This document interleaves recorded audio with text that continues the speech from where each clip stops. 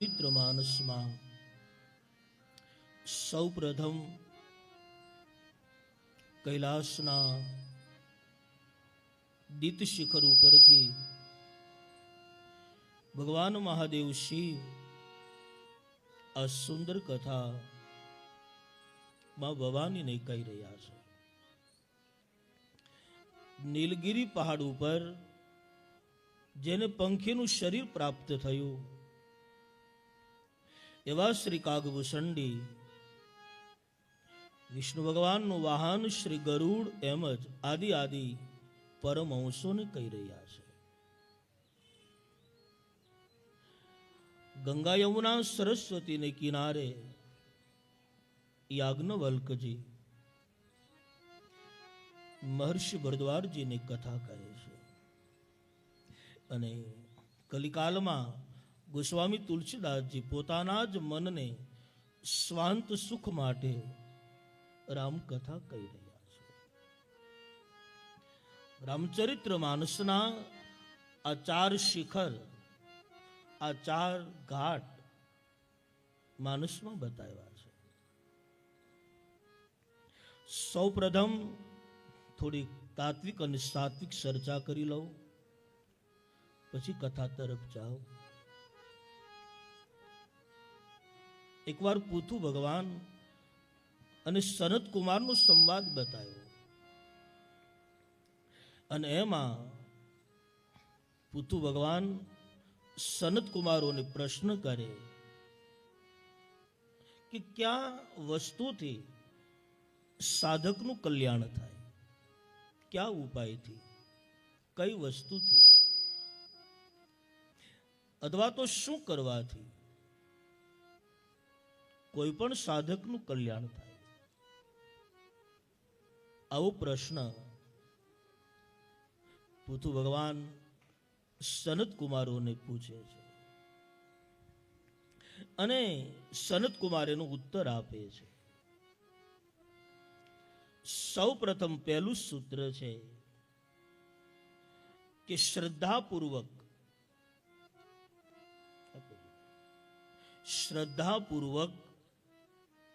ધર્મ પાળવાથી સાધકનું કલ્યાણ થાય છે. શ્રદ્ધાપૂર્વક. સાહેબ, ઈશ્વર ઉપર મને ને તમને એટલી બધી શ્રદ્ધા હોવી જોઈએ કે એ શ્રદ્ધા મજબૂત બને અને શ્રદ્ધાના એ માધ્યમથી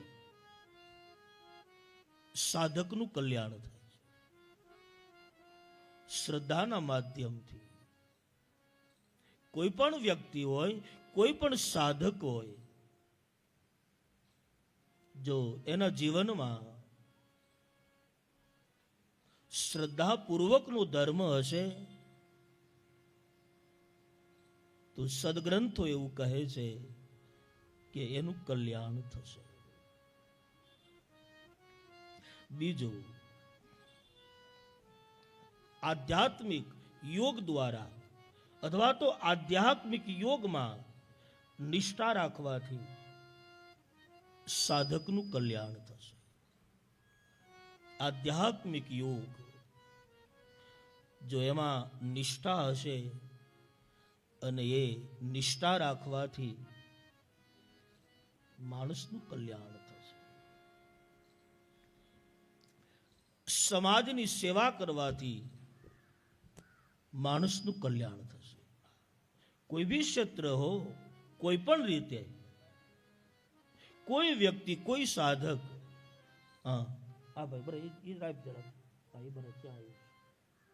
કોઈ પણ માણસ, કોઈ પણ વ્યક્તિ કોઈ પણ માણસની સેવા કરે અને એ સેવા કરવાથી માણસનું કલ્યાણ થાય છે. આ કથા શું છે? સેવા છે. આ જેણે વિચાર કર્યો, હનુમાન ચોક યુવા મંડળ, મારે અશોકભાઈ, કેતનભાઈ, જે મિત્રો છે, પરેશભાઈ, આ શું છે સાહેબ? કથાના માધ્યમથી સેવા છે, કાંઈ લેવા દેવાનું નહીં. એ લોકોને શું ગરજ, કઈ અપેક્ષા? કઈ અપેક્ષા? કોઈ અપેક્ષા નહીં સાહેબ. ઉલટાના પોતાના પૈસા વાપરી અને આ ભગવત કાર્ય ઊભું કર્યું સાહેબ. એકવાર જોરદાર તાળીથી વધાવશો સાહેબ. હા, કેટલો સરસ વિચાર આવ્યો. બિલકુલ નિસ્વાર્થ, કોઈ સ્વાર્થ નહીં. કયો સ્વાર્થ? તમે ઈશ્વરની કથા કરો ને મેરે ભાઈ બહેન, એ પણ સમાજ સેવા છે. એક સારો વિચાર, એક સારો મેસેજ સમાજમાં જાય, એ પણ સમાજની સેવા છે. અમારે નગીન બાપા એવું કહેતા કે તમે એક મહિનાની અંદર જો કોઈને સારો વિચાર ન આપો તો તમે જીવિત નથી. હા, તમારે લોકોને સારો વિચાર આપવો એ આપણી ફરજ છે. કોઈ પણ સાધક હોય, કોઈ પણ વ્યક્તિ હોય, એના મનમાં સારો વિચાર આપવો. તો સમાજ સેવા કોઈ કરે તો એનું કલ્યાણ થાય સાહેબ. એનું કલ્યાણ થાય છે. અને ચોથું સૂત્ર આપવામાં આવ્યું છે કે ભગવાનની કથા સાંભળવાથી કલ્યાણ થાય છે. તમને કથામાં ખબર પડે કે ન પડે, કથામાં આવો અને કથા તમે સાંભળો એટલે સાહેબ સાધકનું કલ્યાણ થઈ જાય. કથાના માધ્યમથી, કથા કેવલ સાંભળવાથી સાધકનું કલ્યાણ થઈ જાય. સાંભળવાથી કલ્યાણ થાય છે. ભાગવતજીમાં 15 વોલ્યુમ આપો.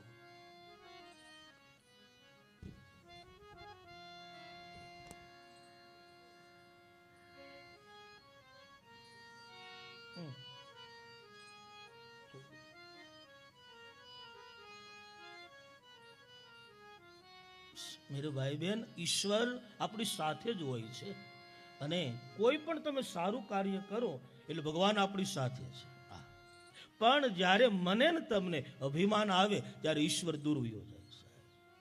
અહંકાર આવે ત્યારે ભગવાન સાથે રહેતો નથી.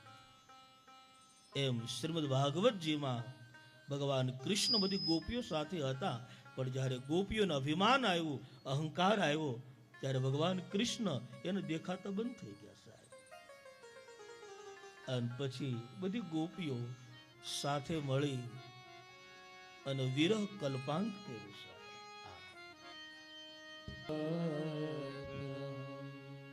જેને ભાગવતજીમાં ગોપી ગીત કહ્યું સાહેબ.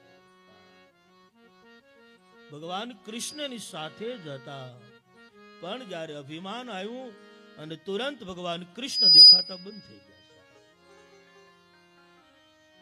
અને પછી આર્તનાદ કર્યો છે.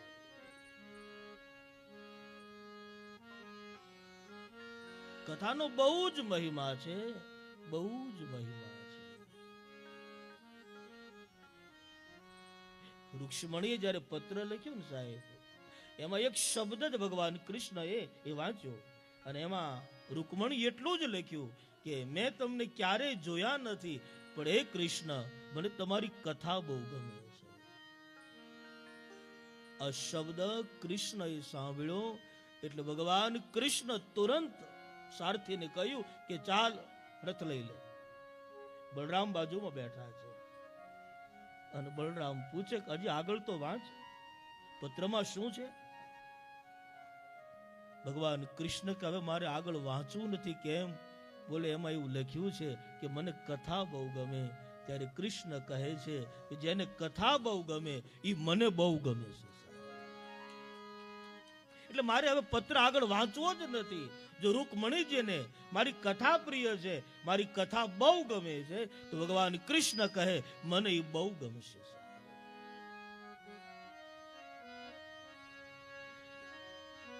સાહેબ, આમ તો જ્યારે પૃથુ ભગવાનને જ્યારે સ્વયં ઈશ્વર પ્રગટ થયા અને પૃથુ મહારાજને કહેવામાં આવ્યું, માંગો શું આપું તમને?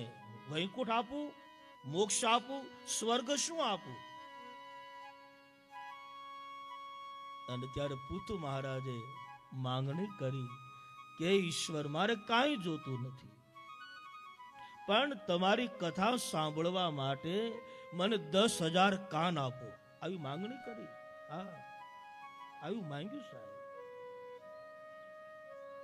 અને નર્મદા તટ ઉપર જ્યાં જ્યાં કથાઓ થતી હશે ત્યાં 10,000 કાનો દ્વારા હું આપની કથા સાંભળીશ. બાકી મારે વિષય સુખ પણ જોતું નથી. અરે સ્વર્ગ પણ ન જોઈએ, વૈકુંઠની તો ક્યાં વાત. પણ એ હરિ, બસ આપની કથા સાંભળવા માટે 10,000 કાન આપો. મેરે ભાઈ બહેન, એવું લખ્યું છે શાસ્ત્રમાં કે આપણે બધા સંસારી છીએ, પણ જે મને તમને સમય મળે એ સમયે જો આપણે ભગવત કથાનું શ્રવણ કરીએ તો સંસારના બંધન મને તમને લાગુ પડતા નથી સાહેબ. તો આપણે સંસારમાં હોવા છતાં પણ શાસ્ત્રો કહે કે મુક્ત છીએ. જે સમય મળે, શાસ્ત્ર કોઈને બાંધે નહીં, શાસ્ત્ર મુક્ત કરે છે. સાંસારિક કાર્ય કરતા કરતા જે સમય મને તમને મળે અને એના માધ્યમથી જો હું તમે કથા સાંભળીએ તો સંસારનું બંધન હોવા છતાં આપણે મુક્ત છીએ. આવું શાસ્ત્ર કહે છે. ઈશ્વરને કોઈ પણ સાધક જો એની કથાનું શ્રવણ કરશે તો ભગવાનને એ બહુ પ્રિય છે સાહેબ, એને બહુ પ્રિય છે. અને કથા સાંભળવાથી એ સાધકનું કલ્યાણ થશે, કલ્યાણ થશે. અને ત્યાર જે પછીનું જે સૂત્ર આપ્યું અને એમાં એમ કહ્યું સાહેબ કે તમો ગુણી અને રજો ગુણી એવા માણસનો સંગ છોડવાથી કલ્યાણ થશે. અત્યંત ક્રોધી વ્યક્તિનો સંગ ન કરવો. રજોગુણી, તમોગુણી કોઈ પણ વ્યક્તિ હોય, કોઈ પણ માણસ હોય અને આપણે એનો સંગ છોડી દઈએ અને એનો સંગ છોડવાથી આપણું કલ્યાણ થાય છે, આપણું કલ્યાણ થાય છે. એવા વ્યક્તિનો સંગ ન કરવો સાહેબ, એવા માણસનો સંગ ન કરવો.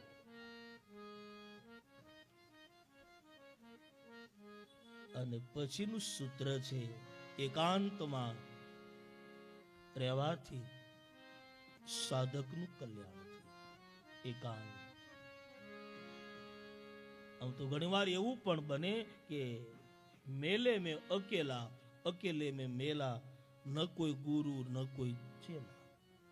ઘણીવાર શું થાય ખબર, આપણે રૂમમાં એકલા જ હોઈએ પણ અંદર મેળો હોય.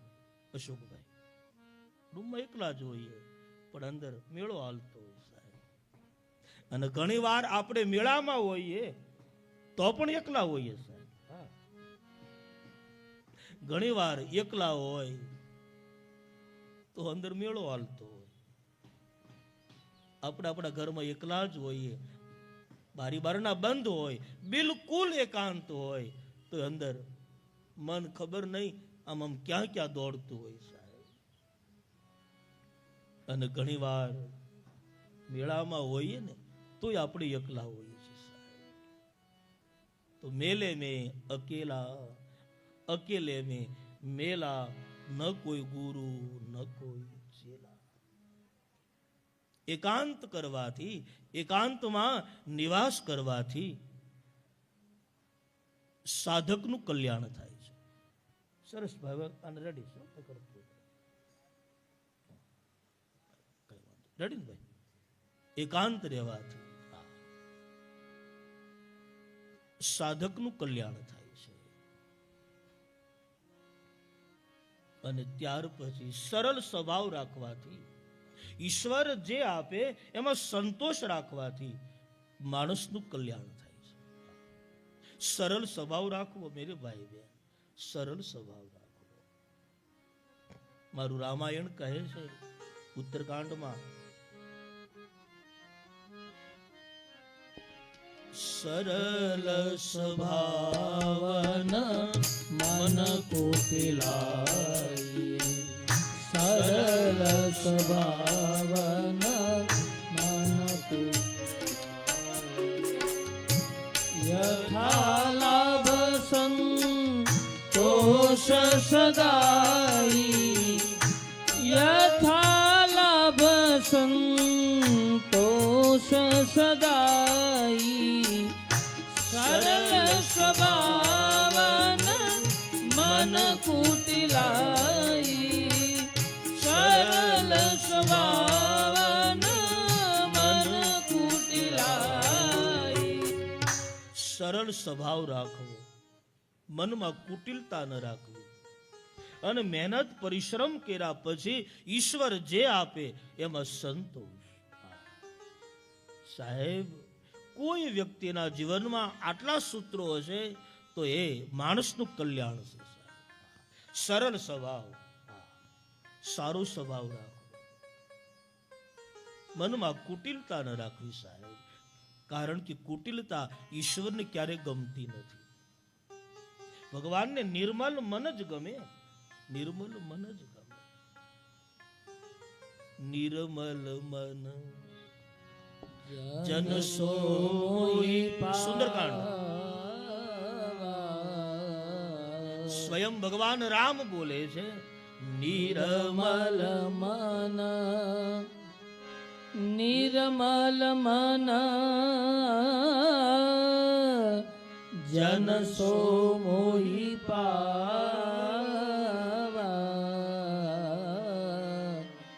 મોહી છલ કપટ છિદ્ર ન ભાવા મોહી છલ કપટ છિદ્ર ન ભાવા. સ્વયં રામ બોલે છે કે મને નિર્મલ મન જ ગમે.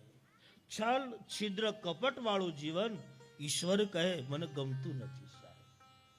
અને ભગવાનને ક્યારે ખોટું ગમતું જ નથી. ઈશ્વરને ખોટું નથી ગમતું સાહેબ. ઘણા લોકો જ્યારે સમાજમાં વાતો કરતા હોય ને કે અત્યારે ખોટું જ હાલે, એનો વ્યામ છે. ખોટું હાલતું જ નથી સાહેબ. એક મને અને તમને પણ જો સાહેબ કોઈ ખોટું બોલે ન ગમે તો ભગવાનને ગમે નહીં. ઈશ્વરને ક્યારેય પણ ખોટું જીવન ગમતું જ નથી સાહેબ. શિવ મહાપુરાણની તમે કથા લો કે પિતામહ બ્રહ્મા એટલું ખોટું બોલ્યા કે આ મૂળ ગોતીનું આવ્યો છું. અને ભગવાન મહાદેવ શંકરે તુરંત કાળ ભૈરવને પ્રગટ કરી અને પિતામહ બ્રહ્માજીનું માથું કપાવી નાખ્યું. શિવ મહાપુરાણ. કેવલ પિતામહ બ્રહ્મા એટલું બોલ્યા કે આનું મૂળ મેં ગોત્યું છે, ખોટું બોલ્યા. અને તુરંત ભગવાન શંકરે કાળ ભૈરવને પ્રગટ કર્યો અને કહ્યું કે મને ખોટું ગમતું નથી, ભલે પછી બ્રહ્મા હોય તોય ભલે. અને પિતામહ બ્રહ્માનું માથું ઉડાડી નાખ્યું સાહેબ, કાપી નાખ્યું. દક્ષ પ્રજાપતિને અભિમાન આવ્યું, અહંકાર આવ્યો, માથું કાપી નાખ્યું સાહેબ. જેણે જેણે શાસ્ત્રોમાં અસત્યનો ઉપયોગ કર્યો છે, અસત્ય બોલ્યા છે, છલ કપટ રાખી અને જીવન જીવા, ઈશ્વર સ્વયં એના માથા કાપ્યા સાહેબ. અને એનો અર્થ એવો કે ઈશ્વરને ખોટું ગમતું નથી સાહેબ. પછી પિતામહ બ્રહ્મા હોય તોય ભલે સાહેબ, ઈશ્વર હોય તોય ભલે. તો સરળ સ્વભાવ ઈશ્વરને ગમે છે. અને પછીનું સૂત્ર છે કે કોઈ પણની હિંસા તમે ન કરો એનું કલ્યાણ થાય. કોઈની હિંસા ન કરવી, કોઈનો દ્વેષ ન કરવો, કોઈનો આત્મા ન દુભાવવો. કોઈ વ્યક્તિ, કોઈ માણસ પોતાના જે ઘરના જે સભ્યો હોય એમાં પણ કોઈનો જીવ દુભાય એવું ન બોલે તો સાહેબ એનું કલ્યાણ છે, એનું કલ્યાણ છે. અહિંસા જેવો કોઈ ધર્મ નથી. ભગવાન મહાવીર સ્વામી એવી કથા સાહેબ કે જ્યારે મહાવીર સ્વામી જ્યારે નીકળે ત્યારે હજારો હજારો માઇલો સુધી જે હિંસક પ્રાણીઓ હિંસા કરતા હોય એ હિંસા પણ બંધ કરી અને અહિંસા પરમ ધર્મ. કોઈ પણની હિંસા ન કરવી. તમે કોઈનો જીવ દુભાવો ને એ પણ હિંસા છે. હા, એ હિંસા છે. તમે આપણા સગા સંબંધી હોય, આડોશી પાડોશી હોય, કોઈ પણ વ્યક્તિને તમે વધારે પડતો હેરાન કરો ને સાહેબ, પછી એ માણસ જ્યારે ભગવાનના મંદિરમાં જાય અને આપણું નામ આપે ને, સમજવાનું આપણું પતન. ઈશ્વરની પાસે એમ કહી દે કે મને ફલાણો હેરાન બહુ કરે, હરી મને બહુ હેરાન કરે છે, પણ તમે મારું ધ્યાન રાખજો. અને ભગવાનની આંખ જ્યારે ફરી, સમજવાનું આપણું પત્તું કપાઈ ગયું. માટે અહિંસા, કોઈ વ્યક્તિને હેરાન ન કરો, કોઈ માણસને પરેશાન ન કરો, કોઈનો જીવ દુભાય એવું જીવન પણ ન જીવવું મેરે ભાઈ. કે જે શબ્દથી કોઈના જીવને ઠેસ વાગે, કોઈનું દિલ દુભાય એવા શબ્દ ન બોલવા. અને અહિંસા પાળવાથી સાધકનું કલ્યાણ થાય છે. અહિંસા પાળવાથી, કોઈ પણની નિંદા ન કરવાથી માણસનું કલ્યાણ થાય. કોઈની નિંદા ન કરીએ તો પણ આપણું કલ્યાણ છે. એક વાત કે એક નાનું એવું ગામ હતું, બપોરનું ટાણું, એટલે ગામમાં કોઈ સાધુ ગયા. એટલે ગામના ચોરે કોઈ લોકો બેઠેલા, એને પૂછ્યું કે ભાઈ અમારે ભોજન કરવું છે, કોઈ જમાડે એવું ખરું? તો ગામના લોકોએ ડેલી બતાવી કે અમારા શેઠ છે ગામના, તમે ત્યાં જાઓ તમને ભોજન મળશે. એટલે બંને સાધુ ત્યાં ગયા. ભોજનનો સમય એટલે શેઠે સન્માન સ્વાગત કર્યું, બિરાજિત કર્યા. શેઠ બહુ રાજી થયા. છોકરાને કીધું બેટા આપણે ત્યાં મહેમાન આવ્યા છે, બજારમાંથી ઘી લઈ આવ.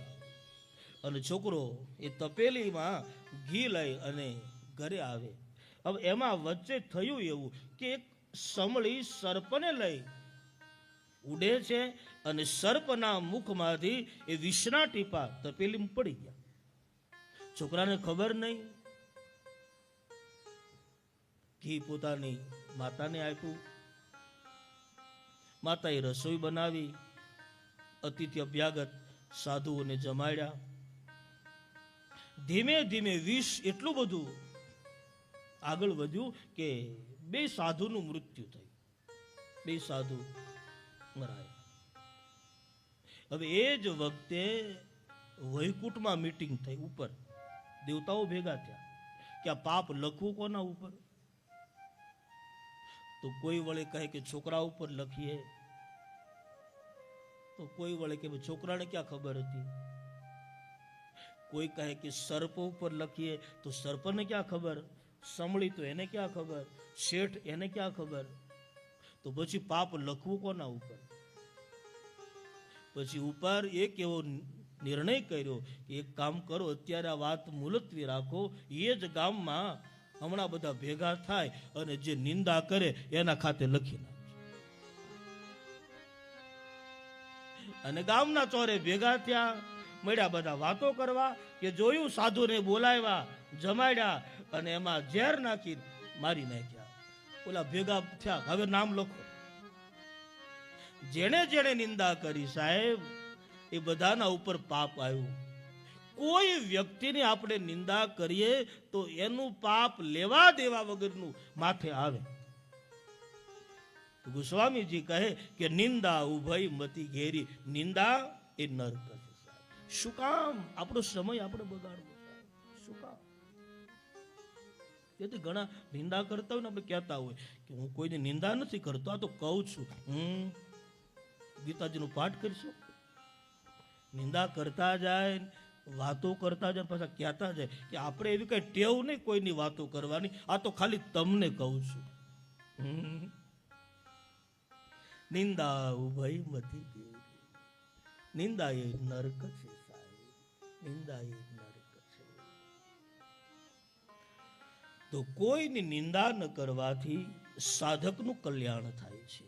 નિંદા ન કરવાથી. આમ તો ધર્મ જગતના શાસ્ત્રમાં એવું પણ લખ્યું સાહેબ કે આપણો જન્મ ભારતમાં થયો હોય ને સાહેબ, અને જો હું તમે કથા ન સાંભળીએ તો પોતાના હાથે પોતાની હત્યા છે આવું સમજવું, આવું પણ લખ્યું છે. ભારત દેશમાં આપણો જન્મ થયો હોય અને આપણે કથા ન સાંભળતા હોઈએ, કથામાં આપણે રુચિ ન હોય, તો સમજજો કે આપણા જ હાથે આપણે આપણી હત્યા કરીએ છીએ. તો મેરી ભાઈ બહેન, છેલ્લું સૂત્ર છે, ઈશ્વરના કોઈ ગુણગાન ગાય એનું કલ્યાણ થાય છે. ભગવાનના ગુણાદુવાન સંકીર્તન, કીર્તનો, એના ભજનો, એના પદો, એને કોઈ આમ ગણગણાટ કરે, જ્યારે સમય મળે ત્યારે એને ગાયા કરે, એનું કલ્યાણ થાય છે સાહેબ. પછી ભલે મોક્ષ મળે કે ન મળે.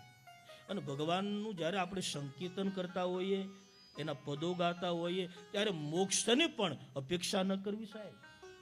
ભગવાન પાસે મોક્ષ પણ ન માંગવું. હા, મોક્ષ પણ માંગવું નહીં સાહેબ.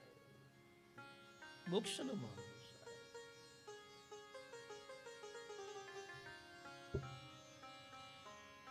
બિલકુલ નિસ્વાર્થ ભાવે ભગવાનની સ્તુતિ કરવી, ભગવાનની પ્રાર્થના કરવી, બિલકુલ નિસ્વાર્થ ભાવે. નિસ્વાર્થ ભાવે, કોઈ સ્વાર્થ ન કરવો, કોઈ સ્વાર્થ ન કરવો. ભગવાનની પાસે માંગવું નહીં. એક ભાઈ ભગવાનના મંદિરે ગયા ને, પછી એકદમ ભગવાનના દર્શન કરીને પાછા ફર્યા. એટલે ભગવાનનું ધ્યાન ગયું, એટલે ભગવાને અવાજ કર્યો કે અહીંયા આવ્યો. માણસ ગયો. કેમ?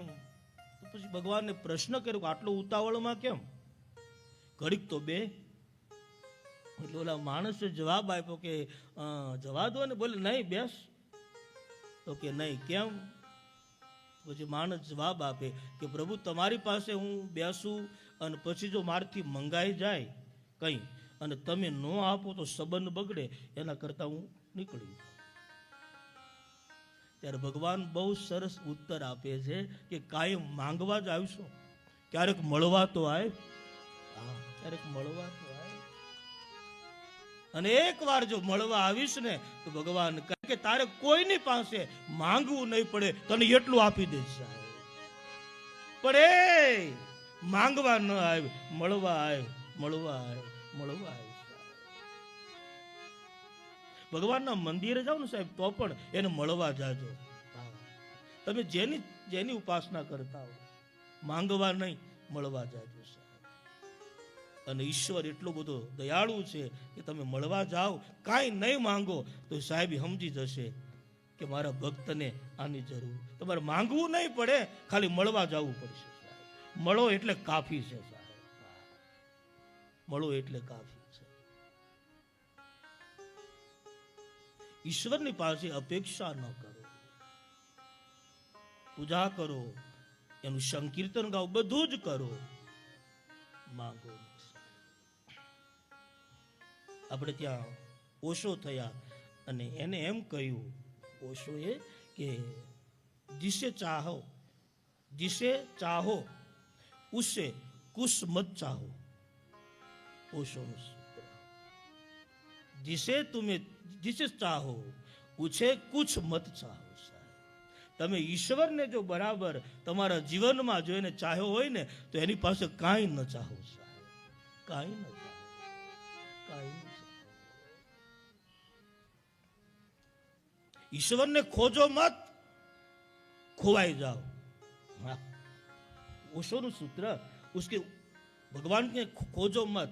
એને ક્યાં તમે ગોતો, એના ક્યાં ઠેકાણા?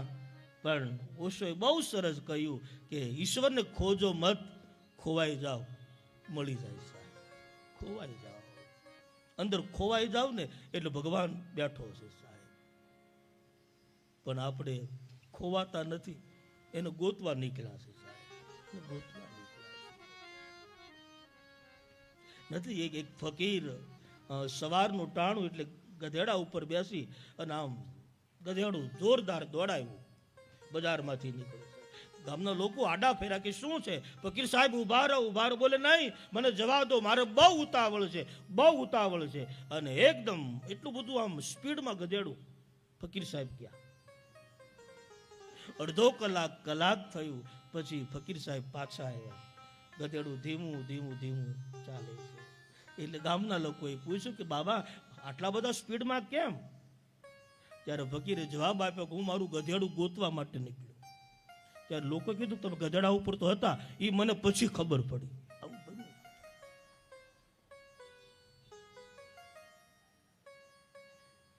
મને 2 કલાકે ખબર પડી કે હું ગધેડા ઉપર છું સાહેબ. એટલે પછી સાહેબ પાછો થયો. એમ ઈશ્વર ખોજો નહીં, ઓશો કહે ખોવાઈ જાઓ સાહેબ, ખોવાઈ જાઓ. તો ઈશ્વરની પાસે મુક્તિની પણ મોક્ષની પણ અપેક્ષા ન કરવી. મને મુક્તિ મળે કે ના મળે, બહુ સરસ પદ છે સાહેબ. ઈશ્વરને આવા ભક્તો બહુ ગમે સાહેબ. આવા ભક્તો હરિને બહુ ગમે છે. ભગવદ્ ગીતામાં પણ ભગવાન સ્વયં કૃષ્ણ બોલે કે નમે ભક્તિ પ્રણશ્યતિ, અર્જુન મારા ભક્તનો ક્યારે વિનાશ નથી. સ્વયં કૃષ્ણ બોલ્યા છે નમે ભક્તિ પ્રણશ્યતિ. ઈશ્વરનો શયનખંડ કયો? હા, ભગવાનનો શયનખંડ છે એના ભક્તનું હૃદય. ભગવાનને જ્યારે શયન કરવું હોય ને ત્યારે કોઈ એવો ભક્ત ગોતે અને ઈશ્વર એ ભક્તના હૃદયમાં શયન કરે છે. કારણ કે ભક્તનું હૃદય એ ઈશ્વરનો શયનખંડ છે, એનું શયનખંડ છે. ભાગવતજીમાં તો 11મા સ્કંદમાં સ્વયં ભગવાન કૃષ્ણ બોલ્યા સાહેબ કે મને ભક્ત કેટલો વાલો સાહેબ. ન તથા મે પ્રિયતમ, ભગવાન કૃષ્ણ કહે છે ન તથા મે પ્રિયતમ આત્મયોનિન શંકરમ નરા સહર્ષણો ન શ્રી નિવાત્મમ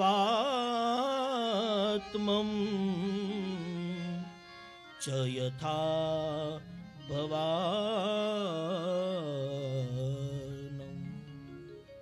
સ્વયં ભગવાન કૃષ્ણ કહે છે કે મને કેવો ભક્ત ગમે?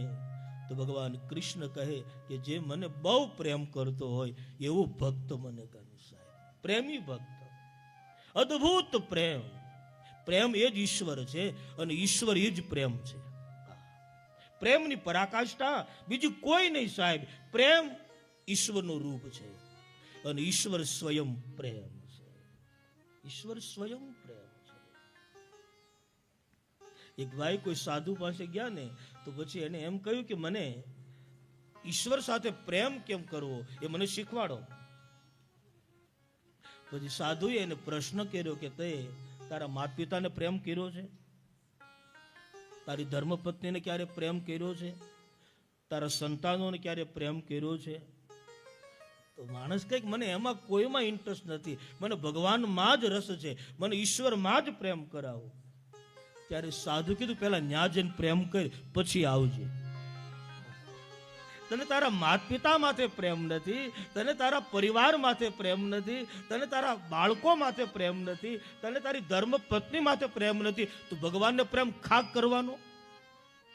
પહેલા ન્યા પ્રેમ કર પછી આવજે સાહેબ. પ્રેમ હરિનું રૂપ છે સાહેબ. પ્રેમ સ્વયં ઈશ્વર છે, સ્વયં ભગવાન છે. તો ભગવાન કૃષ્ણ કહે કે મને પ્રેમી ભક્ત બહુ ગમે છે. પ્રેમી ભક્ત બહુ ગમે. બ્રહ્મા, શિવ, બલરામ, લક્ષ્મી, ભગવાન કૃષ્ણ કહે છે અને મારો આત્મા પણ નહીં, જેને કોઈ અપેક્ષા નથી, જે સ્વયં જગતનું ચિંતન નહીં, ભગવાન કૃષ્ણ કહે સ્વયં નિરંતર મારું ચિંતન કરે, ભગવાન કૃષ્ણ કહે એવા ભક્તની પાછળ પાછળ હું દોડું છું. નિરંતર અખંડ જે મારું ચિંતન કરતો હોય એવો કોઈ ભક્ત હોય તો ભગવાન કૃષ્ણ કહે હું એની પાછળ પાછળ દોડું છું. તો રામચરિત માનસ યહી નામા સુનત શ્રવણ પાઈએ વિશ્રામા. ગોસ્વામી તુલસીદાસજી કહે છે કે ભગવાન મહાદેવ શિવ સમાધિમાં ડૂબ્યા છે. તારકાસુર નામનો રાક્ષસ થયો છે અને કામદેવ ભગવાન શિવની સમાધિ તોડાવે છે. ભગવાન શંકરે ત્રીજું નેત્ર ખોલી કામદેવની સામે જોયું, કામદેવ બળી ભસ્મ થયું છે. કામદેવની પત્ની રતિ આવી છે, માથાના છૂટા વાળ છે, રુદન કરે છે, હે મહાદેવ ત્રાહી મામ રક્ષ મામ. આપે મારા પતિને બાળી ભસ્મ કર્યા, હવે બતાવો મને મારો પતિ ક્યારે મળે. અને ભગવાન શિવ કહે જ્યારે યદુવંશમાં ભગવાન શ્રી કૃષ્ણ જ્યારે જન્મ ધારણ કરે ત્યારે એનો પુત્ર પ્રદ્યુમન તારા પતિના રૂપમાં તને પ્રાપ્ત થશે. આવું વરદાન આપ્યું અને રતિ વિદાય થાય છે. તમામ દેવતાઓ લાઈનમાં ભગવાન મહાદેવ શિવની સ્તુતિ કરે છે. ભગવાન શિવને ખબર કે આ દેવતાઓ સ્વાર્થી છે, ક્યારે લાઈનમાં સ્તુતિ કરે નહીં, આને ખાસ કામ લાગે છે. તેથી ઘણા માણસો એને સ્વાર્થ આવે તો પરાણે બાવડા પકડીને ઘરમાં લઈ જાય. નહીતર આપણે 10 વાર નીકળતા હોઈએ પણ આપણી સામે ન જોવે, પણ ક્યારેક બહુ તાણી સમજવાનું કઈ કામ છે સાહેબ. આજ કેલું અમૃત, કાગબાપુનું વાક્ય કે આજ કેલું અમૃત અમર કરી શકે પણ અભય નો કરી શકે. કાગબાપુ આજ કેલું અમૃત અમર કરી શકે પણ અભય ન કરી શકે, અભય ન કરી શકે. હે દેવતાઓ, આ બધા જ અમૃત પી ગયા છો અને અમર છો, પણ ભયભીત કેમ છો? શું છે? દેવતાઓ કેટલા હોશિયાર, એને સીધી વાત ન કરી કે ભાઈ તારકાસુર નામનો રાક્ષસ અમને હેરાન કરે છે, હવે એનું મૃત્યુ તમે લગ્ન કરો અને તમારે ત્યાં પ્રથમ પુત્ર જન્મે, એના હાથે સીધી વાત ન કરી, રમત કરી. શું કર્યું? એને એમ કીધું કે મહાદેવ ઘણો સમય થયો છે, કોઈની જાનમાં જવાનો પ્રસંગ આવ્યો નથી, તો અમારી બધાની એવી ઈચ્છા છે કે તમે લગ્ન કરો અને તમારી જાનમાં જાનિયા બનીને અમે બધા આવીએ. ભગવાન શિવ કહે હું સમજુ છું, પણ તમે કહો અને પરણું હું એમ નથી, મને મારા રામનો આદેશ છે એટલે હું લગ્ન કરીશ. ભગવાન શંકરે લગ્નની હા પાડી. આ બાજુ માં ભવાની હિમાચલ જાય છે. પિતામહ બ્રહ્મા સપ્ત ઋષિને લગ્ન પત્ર આપે છે અને એ લગ્ન પત્ર નારદજી ભગવાન શિવને આપે છે. શંકરે આ પાડી લગ્નની. ભગવાન મહાદેવ શિવના જે ગણો હતા ને, અને એમાંનો એક વીરભદ્ર નામનો ગણ ભગવાન શિવજીને કહે કે તમે લગ્નની હા પાડી, તમને આમ કઈ ચિંતા નહીં? કેમ? તો કે આપણે ઘર નથી, બાર નથી, આમનું લગ્ન કેમ કરવા? આમનું લગ્ન થાય, વસ્ત્રો સારા લાવવા પડે, મુગટ લાવવો પડે, તમને કઈ ચિંતા જ નથી. ભગવાન શિવ હસતા હસતા કહે કે ઘર હોય એને ચિંતા હોય, અને ઘર જ નથી તો ચિંતાનો પ્રશ્ન છે. આપણે એવું કહેવાય કે તાવડી હોય ને તો તેરવાના માંગે, પણ તાવડી હોય તો ને સાહેબ. ભગવાન શિવ કહે છે કે બધું જ થઈ જશે સાહેબ. ભગવાન મહાદેવે આ પાડી, પણ ભગવાન શિવજીને કોઈ શણગારતું નથી સાહેબ. અને જે જે દેવતાઓ હતા એ બધા પોતપોતાની રીતે તૈયાર થાય છે. દેવ રંભાઓ તૈયાર થાય છે, દેવો તૈયાર થાય. ભગવાન શિવને કોણ શણગારે? આ કેટલા સ્વાર્થી.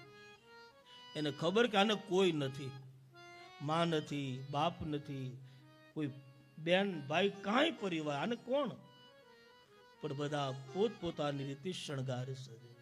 માનસમાં લખે છે, શિવ શંભુગન કરહી શૃંગારા, શિવ શંભુગન કરહી શૃંગારા, જટા મુકુટયહી મોર સવારા, જટા મુકુટયહી મોર સવારા, કુંડલ કંકન તેરી જ્વાલા, કુંડલ કંકન તેરી જ્વાલા, તન વિભૂતિ પટ કે હરિશાલા, તન વિભૂતિ પટ કે હરિશાલા, શિવ શંભુગન કરઈ શૃંગારા, શિવ શંભુગન કરઈ શૃંગારા. મહાદેવના જે ગણો હતા ભગવાન શિવજીને શણગાર્યા. હવે એ બિચારાને શું શણગારતા આવડે? ભગવાન શંકરે કામદેવને બાળ્યો એટલે મહાદેવની જટા વિખાઈ ગયેલી હતી, એટલે વીરભદ્રે જટાને બરાબર બાંધી. સાહેબ, ભગવાન મહાદેવના શરીર ઉપર એક ગણ શમશાનમાંથી તાજી ભસ્મ લાવ્યો અને મહાદેવના શરીર ઉપર ભસ્મ લગાવ્યો. કપાળમાં ત્રિપુંડ છે, ગળામાં હાર. કોઈ જીવ પરણવા જાય તો ગળામાં હાર પહેરે. ભગવાન શંકર જ્યારે પરણવા ગયા ત્યારે ગળામાં મણિધર બેહાયો. સાહેબ, હાથમાં કંકણની જગ્યાએ, પગમાં પાયલની જગ્યાએ નાના નાના સર્પો વિરાજિત કર્યા છે. મસ્તક ઉપર ગંગા વહે છે, શરીર ઉપર ભસ્મ લગાવ્યા છે. આમ તો કોઈ સારું મંદિર હોય ને કે પછી લક્ષ્મીનારાયણ ભગવાનનું મંદિર હોય, રાધા કૃષ્ણ ભગવાનનું મંદિર હોય, સીતારામ ભગવાનનું મંદિર હોય, તો કોઈ પતિ પત્ની જાય ને તો એના ધર્મપત્ની કદાચ કાંઈક વેન કરે કે આ ઘરેણું કેટલું સરસ છે, મારા માટે લાવી આપજો ને. પણ કોઈ શિવ મંદિરમાં જાય ને તો પ્રશ્ન જ ન આવે. નાનું એવું ઘરમાં નીકળ્યું હોય ને તો ઘરને ઊંચું લઈ લે. શિવ શિવ છે સાહેબ, મહાદેવ મહાદેવ. તો ભગવાન શંકર હાથમાં ત્રિશુલ છે, નંદી ઉપર બેઠા છે અને વિશ્વનો પહેલો અને છેલ્લો વરાજો ત્યાર થયો. સાહેબ, હાથમાં ત્રિશુલ છે અને સાહેબ ત્રિશુલનો અર્થ છે કે ત્રિશુલ માની કામ, ક્રોધ અને લોભ, આ ત્રણ દુર્ગુણ. કોઈ પણ જીવ જ્યારે પરણવા જાય ને ત્યારે ત્રણને આધીન હોય, પણ જ્યારે શિવ જ્યારે પરણવા જાય ત્યારે ત્રણેય એની મુઠ્ઠીમાં હોય. શરીર ઉપર ભસ્મ લગાવી અને ભગવાન શિવ આપણને કહે છે કે જીવ, લગ્ન કરવા પાપ નથી. મેં પણ લગ્ન કર્યા, તું પણ લગ્ન કરજે, પણ લગ્ન થયા પછી એનું સતત સ્મરણ કરજે કે એકવાર આ શરીર રાખ થવાનું છે. એટલે ભગવાન શંકરે રાખ લગાવી. નંદી એ ધર્મનું પ્રતીક છે. ભગવાન મહાદેવ ધર્મ ઉપર વિરાજિત થઈ અને મને અને તમને કહ્યું કે લગ્ન કરવા એ દોષ નથી, પણ લગ્ન થયા પછી ધર્મ ચૂકી ન જાઓ એનું ધ્યાન રાખજો. એટલે ભગવાન શંકરે સવારી ધર્મની કરી. વિષ્ણુ ભગવાન, લક્ષ્મી આવ્યા છે, બ્રહ્મા બ્રહ્માણી આવ્યા છે, ઇન્દ્ર ઇન્દ્રાણી આવ્યા છે, વરુણ આવ્યા છે, કુબેર આવ્યા છે. તમામ દેવતાઓ ભગવાન મહાદેવ શિવની જાનમાં જોડાયા. સાહેબ, આ તો દેવાધિદેવ ભગવાન શિવની જાન છે. સાહેબ,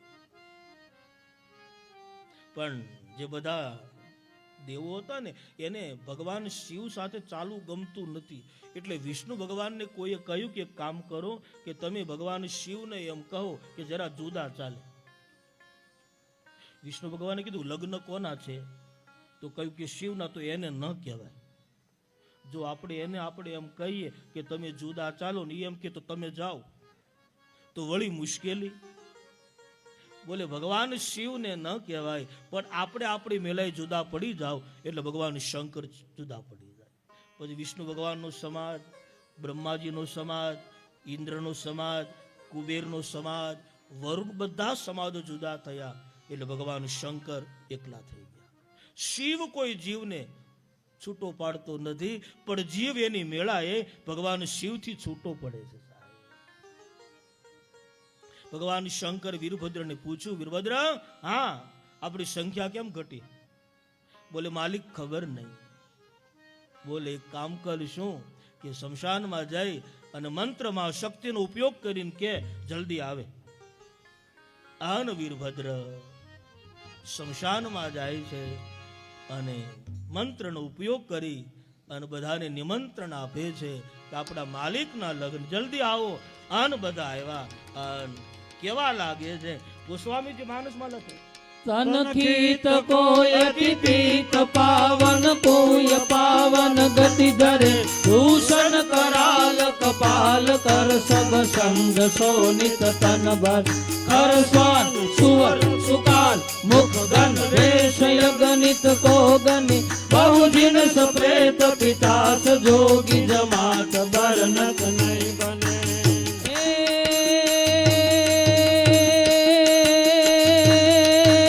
पीत को यति पीत पावन को य पावन गति धर भूषण कराल कपाल कर सब संग सोनित तन भर हर स्वान सुवर सुकाल मुख गन वेश अगणित को गने बहु दिन सप्रेत पितास जोगी जमात बरनक नहीं बने. बहु दिन सप्रेत पितास जोगी जमात बरनक नहीं बने.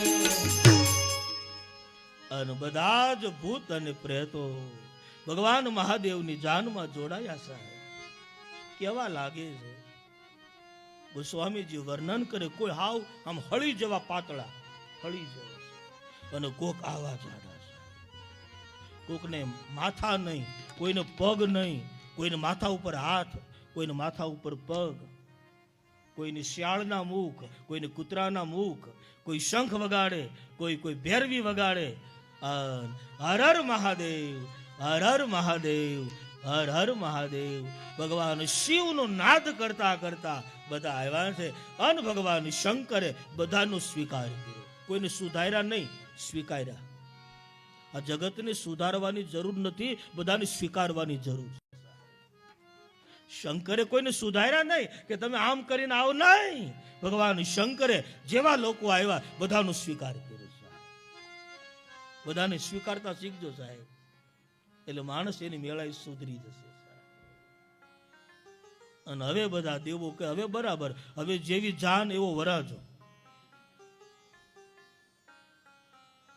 પછી એમાં થયું શું ખબર? એક દેવને ભગવાન શિવનું કંઈ કામ પડ્યું એટલે દેવ ભગવાન શિવ પાસે ગયો. એટલે પેલા ભૂતળાએ ના પડી કે અત્યારે નહીં, પછી પેલો પણ કે મારા અગત્યનું કામ છે. તો કે તમારી નજર સારી ન હોય, અમારા વરાજાને નજર લાગે તો. હવે આમાં નજર લાગે એવું હતું શું સાહેબ? પણ એક વાર પોતાના અભિમાનથી કોઈ શિવથી છૂટો પડી જાય ને સાહેબ, પછી ભગવાન શંકર એને મળતા નથી સાહેબ. વિષ્ણુ ભગવાનને એમ થયું કે આ જાન આપણી પહેલા હિમાચલ પોગે તો આપણને ઉતારા નહીં મળે, માટે હાલો પહેલા પહોંચી જઈએ સાહેબ. વિષ્ણુ ભગવાન, લક્ષ્મી, બ્રહ્મા, બ્રહ્માણી, બધા જ દેવતાઓ હિમાચલ પહોંચે છે. અને હિમાચલની સ્ત્રીઓ હાથમાં ફૂલના હાર લઈ અને જાનનો સત્કાર કરવા ઊભી છે. અને એમાં ભગવાન વિષ્ણુને જોયા સાહેબ. બધી સ્ત્રીઓ બહુ રાજી થઈ સાહેબ. અમુક બહેનોને એમ થયું કે આ વરાજો છે કે શું? એટલે એક બેને હિંમત કરીને પૂછી પણ લીધું કે તમે વરાજા છો? વિષ્ણુ ભગવાન કીધું હું વરાજો નથી, વરાજો અમારી પાછળ છે. બધી બહેનો બહુ રાજી થઈ કે હા હા, અમારી ભવાનીએ આટલા વર્ષો સુધી તપ કર્યું અને એની જાનમાં જાનૈયા જો આટલા બધા રૂપાળા હોય તો વરાજો કેવો રૂપાળો હશે. વિષ્ણુ ભગવાન મનમાં ને મનમાં કહે કે હમણાં જ પાછળ છે, જોઈને નક્કી કરજો. પેલો પ્રશ્ન એ કે તમારામાંથી ઊભા કેટલા છો? ભગવાન મહાદેવ શિવની જાન આવી સાહેબ. અને હિમાચલના પુરુષો ભગવાન મહાદેવ શિવનો સત્કાર કરવા માટે ફૂલના હાર લઈ સત્કાર કરવા, સન્માન માટે જાય સાહેબ. જે કોઈ પુરુષ હાર લઈ અને મહાદેવના ગળામાં હાર પહેરાવા જાય ને, વચ્ચે જ હોય અને એ ભયંકર, એટલે એનો એ હાર એના ગળામાં આવી જાય, પડી જાય. વળી બીજો, વળી ત્રીજો, સાહેબ જેટલા જ બધા ભગવાન શિવનો સત્કાર કરવા, સન્માન કરવા માટે આવેલા, હાર પહેરાવા માટે, બધાએ ઈ હાર પહેરી લીધા, બધા પડી ગયા. ભગવાન શંકર વીરભદ્રને પૂછે, કોકને પૂછ આપણો ઉતારો ક્યાં, જાવું ક્યાં? એમાં કોઈ સારો વ્યક્તિ, એટલે આમ હિંમતવાન માણસ પડી ગયેલો, પણ એને પછી આંખ ખોલી અને જોયું, એટલે વીરભદ્ર જોઈ ગયો. એટલે વીરભદ્ર નીચે બેઠો ને પૂછ્યું, ભાઈ અમારે તને મારવો નથી, અમારે તને કાંઈ કરવું નથી, પણ ભલો થઈને બતાવ્યું અમારો ઉતારો ક્યાં? ઓલાએ હાથ જોડ્યા કે તમારા ઉતારાની ખબર નથી, પણ અમારો ઉતારો નક્કી થઈ ગયો છે સાહેબ. કોઈ ઉતારો બતાવતો નથી સાહેબ. જાન નીકળી હિમાચલમાંથી સાહેબ, ગામની બજારમાંથી, અને પૂછતા પૂછતા માંડવે શિવની જાન આવી છે. આજ મહારાણી મેનાનો હરખ હમાતો નથી સાહેબ. વિચાર કરે કે મારી દીકરી આટલા વર્ષો સુધી તપ કર્યું, એનો પતિ કેટલો સુંદર હશે. અન મહાદેવ આવે છે અને મહારાણી મેના એ સોનાની થાળીમાં આરતી તૈયાર કરી અને જમાઈની આરતી ઉતારે સાહેબ. આરતી ઉતારતા ઉતારતા નજર ગઈ અને ફૂદ એને ફૂફાડો માર્યો, હાથમાંથી આરતીની થાળી પડી ગઈ. ભગવાન શંકર વીરભદ્રને પૂછે, આ કોણ હતું? હવે આને તો શું ખબર સાહેબ. એટલે વીરભદ્ર કહે કે ભૂતળ ભક્તિ પદાર્થ મોટું, તમારા સાસુ હતા. હવે આને તો શું ખબર મહાદેવને, તમારા સાસુમાં હતા. એક બેન છે ને, એના ઘરમાં આમ રોટલી વણતા હતા, રોટલી. એટલે એનો પતિ આવી અને એને કીધું કે સાંભળ્યું? તો કે શું? તો કે બા ગુજરી ગયા. તો પેલામાં કઈ ફેર જ ન પડ્યો, બસ એ રોટલી જ વણે છે. સારું થયું, બિચારા ઘણા સમયથી બીમાર હતા, ભાગશાળી થઈ ગયા, છૂટી ગયા. એટલે પછી ઓલો બોલ્યો કે મારા નહીં તારા. ક્યાં તો પાટલીનો ઘા કર્યો, વેરણનો ઘા કર્યો, લોટના પીંડાનો ઘા કર્યો. સાસુ મરે ને તો કોઈને વાંધો નથી, પણ બાકી બાને કઈ થવું ન જોઈએ. સાસુ જાય તો કે ભાગશાળી હું.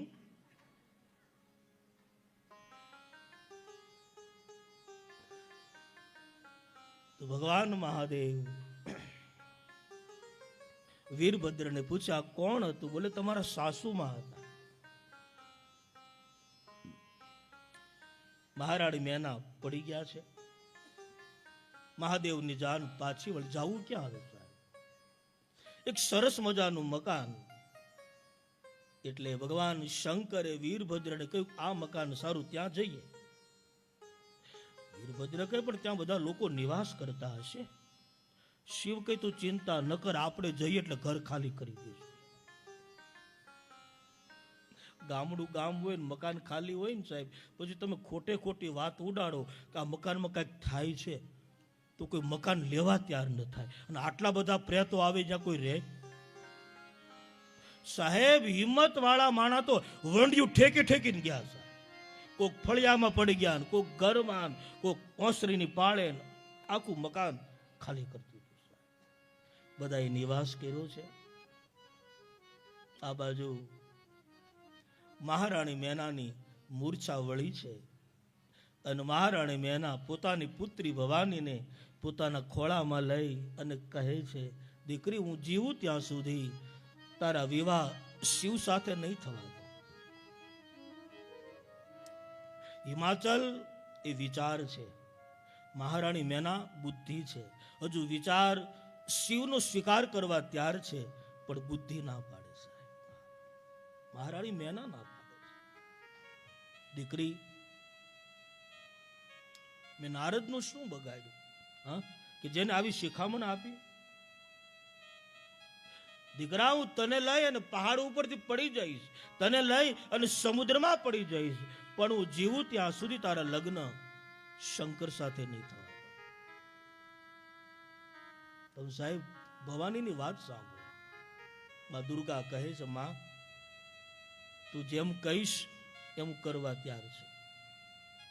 તું કહીશ ને કે પહાડ ઉપરથી પડી જા તો પડી જઈશ, તું કહીશ સમુદ્રમાં પડી જા તો ત્યાં પડીશ, તું મને કહીશ સળગી જા તો સળગી પણ જઈશ. પણ એક વાત કહું માં, હું એકવાર હળગીને આવી છું. ભવાની કહે છે, માં હું એકવાર સળગીને આવી છું, મને બીજી વાર હળગતા વાર નહીં લાગે. પણ વિધાતાએ જે આપણા મારા ભાગ્યમાં જે પુરુષ લખ્યો એ જ મને મળશે. અને એ જ વખતે નારદજીનું આગમન થયું. નારદજીને ખબર પડી અને શ્રી નારદજી દોડતા દોડતા આવ્યા છે, મહારાણી મેનાને મળે છે.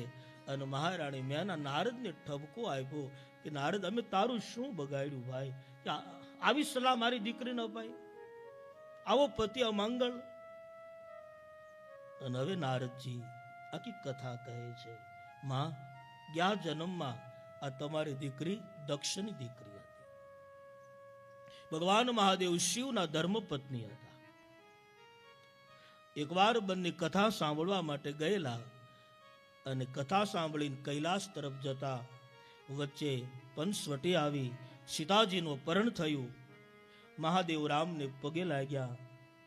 સતીની શંકા પડી અને સીતાનું રૂપ લઈ રામની પરીક્ષા કરી. સતી નિષ્ફળ ગયા, નાપાસ થયા. શિવ પાસે આવ્યા, ખોટું બોલ્યા. શંકરે ત્યાગ કર્યો. બંને કૈલાસ આવ્યા. સતીના પિતા દક્ષ પ્રજાપતિ બહુ જ મોટો યજ્ઞ કર્યો, પણ પોતાના જમાઈને પોતાની પુત્રીને નિમંત્રણ ન આપ્યું. છતાં સતી ગયા અને પોતાના પતિનું સ્થાન ન જોતા પોતાના શરીરને બાળી ભસ્મ કર્યું. એ મહારાણી આ એ જ સતી છે, આ એ જ જગદંબા છે કે જે સ્વયં તમારે ત્યાં જેને જન્મ ધારણ કર્યો છે. સાહેબ કોઈ સામાન્ય સ્ત્રી નથી. મહારાણી મેનાની આંખ ખુલી સાહેબ. પછી તો દીકરીને મા પગે લાગવા લાગી. આપણા જ ઘરમાં કોઈ આવી મહાન વ્યક્તિ હોય પણ આપણે ઓળખી શકતા નથી સાહેબ. જ્યારે કોઈ નારદજી જેવા કોઈ સાધુ જ્યારે ખુલાસો કરે ત્યારે જ આપણે ઓળખી શકીએ છીએ કે આ કોણ છે. અને પછી તો આખું ગામ ભવાનીને પગે લાગે છે. ભગવાન મહાદેવ શિવજીને નિમંત્રણ આપવામાં આવે છે. અને ભગવાન શંકર જાન લઈ અને માંડવે આવે છે. મા ભવાની 16 શણગાર સજી મંડપમાં આવ્યા છે. લગ્નની વિધિ ચાલે છે સાહેબ. અમે એક વિદ્વાને ભગવાન શિવને પ્રશ્ન કર્યો કે તમારા પિતા કોણ? આના પિતા તો કોણ હોય? એટલે બાજુમાં નારદજી બેઠા. એટલે ભગવાન શંકર નારદજીને પૂછ્યું કે મારા પિતા મારે કોનું નામ દેવું? નારદજી કીધું કહી દો ને કે બ્રહ્મા. એલા નથી કયો ને એટલે વિધિ તો પૂરી થાય ને. એટલે ભગવાન શંકર કીધું મારા પિતા બ્રહ્મા. વળી પાછી વિધિ ચાલી. વળી પાછો વિદ્વાને બીજો પ્રશ્ન કર્યો કે તમારા દાદા કોણ? એના પિતા કોણ? ભગવાન શિવ કે લે આપ જવાબ. કહી દો ને કે વિષ્ણુ. અરે પણ નથી કયો ને એટલે કામ પતે. એટલે વળી પાછા ભગવાન શિવ કહે છે કે મારા દાદા વિષ્ણુ છે. વળી પાછી વિધિ ચાલી છે. વળી પાછો વિદ્વાને ત્રીજો પ્રશ્ન કર્યો કે તમારા પરદાદા કોણ? ભગવાન શિવ કહે કે મારા પિતા બ્રહ્મા છે, એના પિતા વિષ્ણુ છે અને એનો બાપ હું. એકદમ વિધિ પૂરી કરો સાહેબ. પાછું આવું ક્યાંય રામાયણમાં લખ્યું નથી હો. આ તો શિવના લગ્ન એટલે સંતોના મુખે સાંભળ્યું એટલે કહું છું સાહેબ. ઘણી વાર શું થાય ખબર, પછી માણા રામાયણમાં ગોતે કે આ ક્યાં લખ્યું સાહેબ. આવું કે લખ્યું નથી પણ સંતોના મુખે સાંભળ્યું.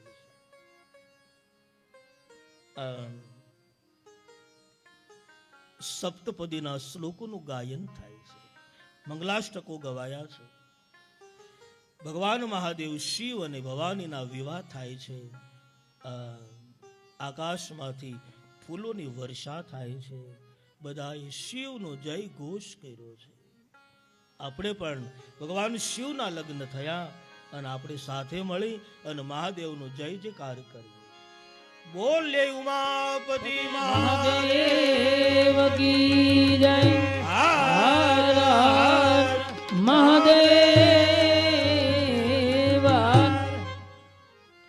શિવ લગ્ન થયા છે. થોડો સમય જાન ત્યાં રોકાય છે અને જાન વિદાય માંગે છે.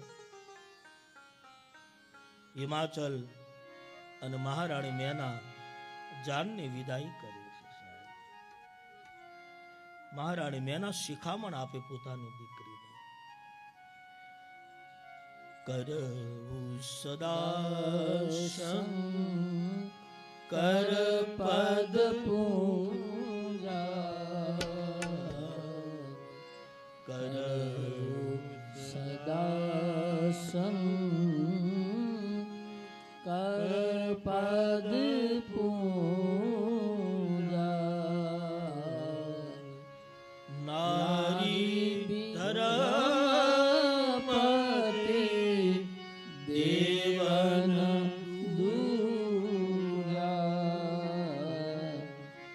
નારી ધરમ પતિ દેવન દુર્ગા, કરવું સદા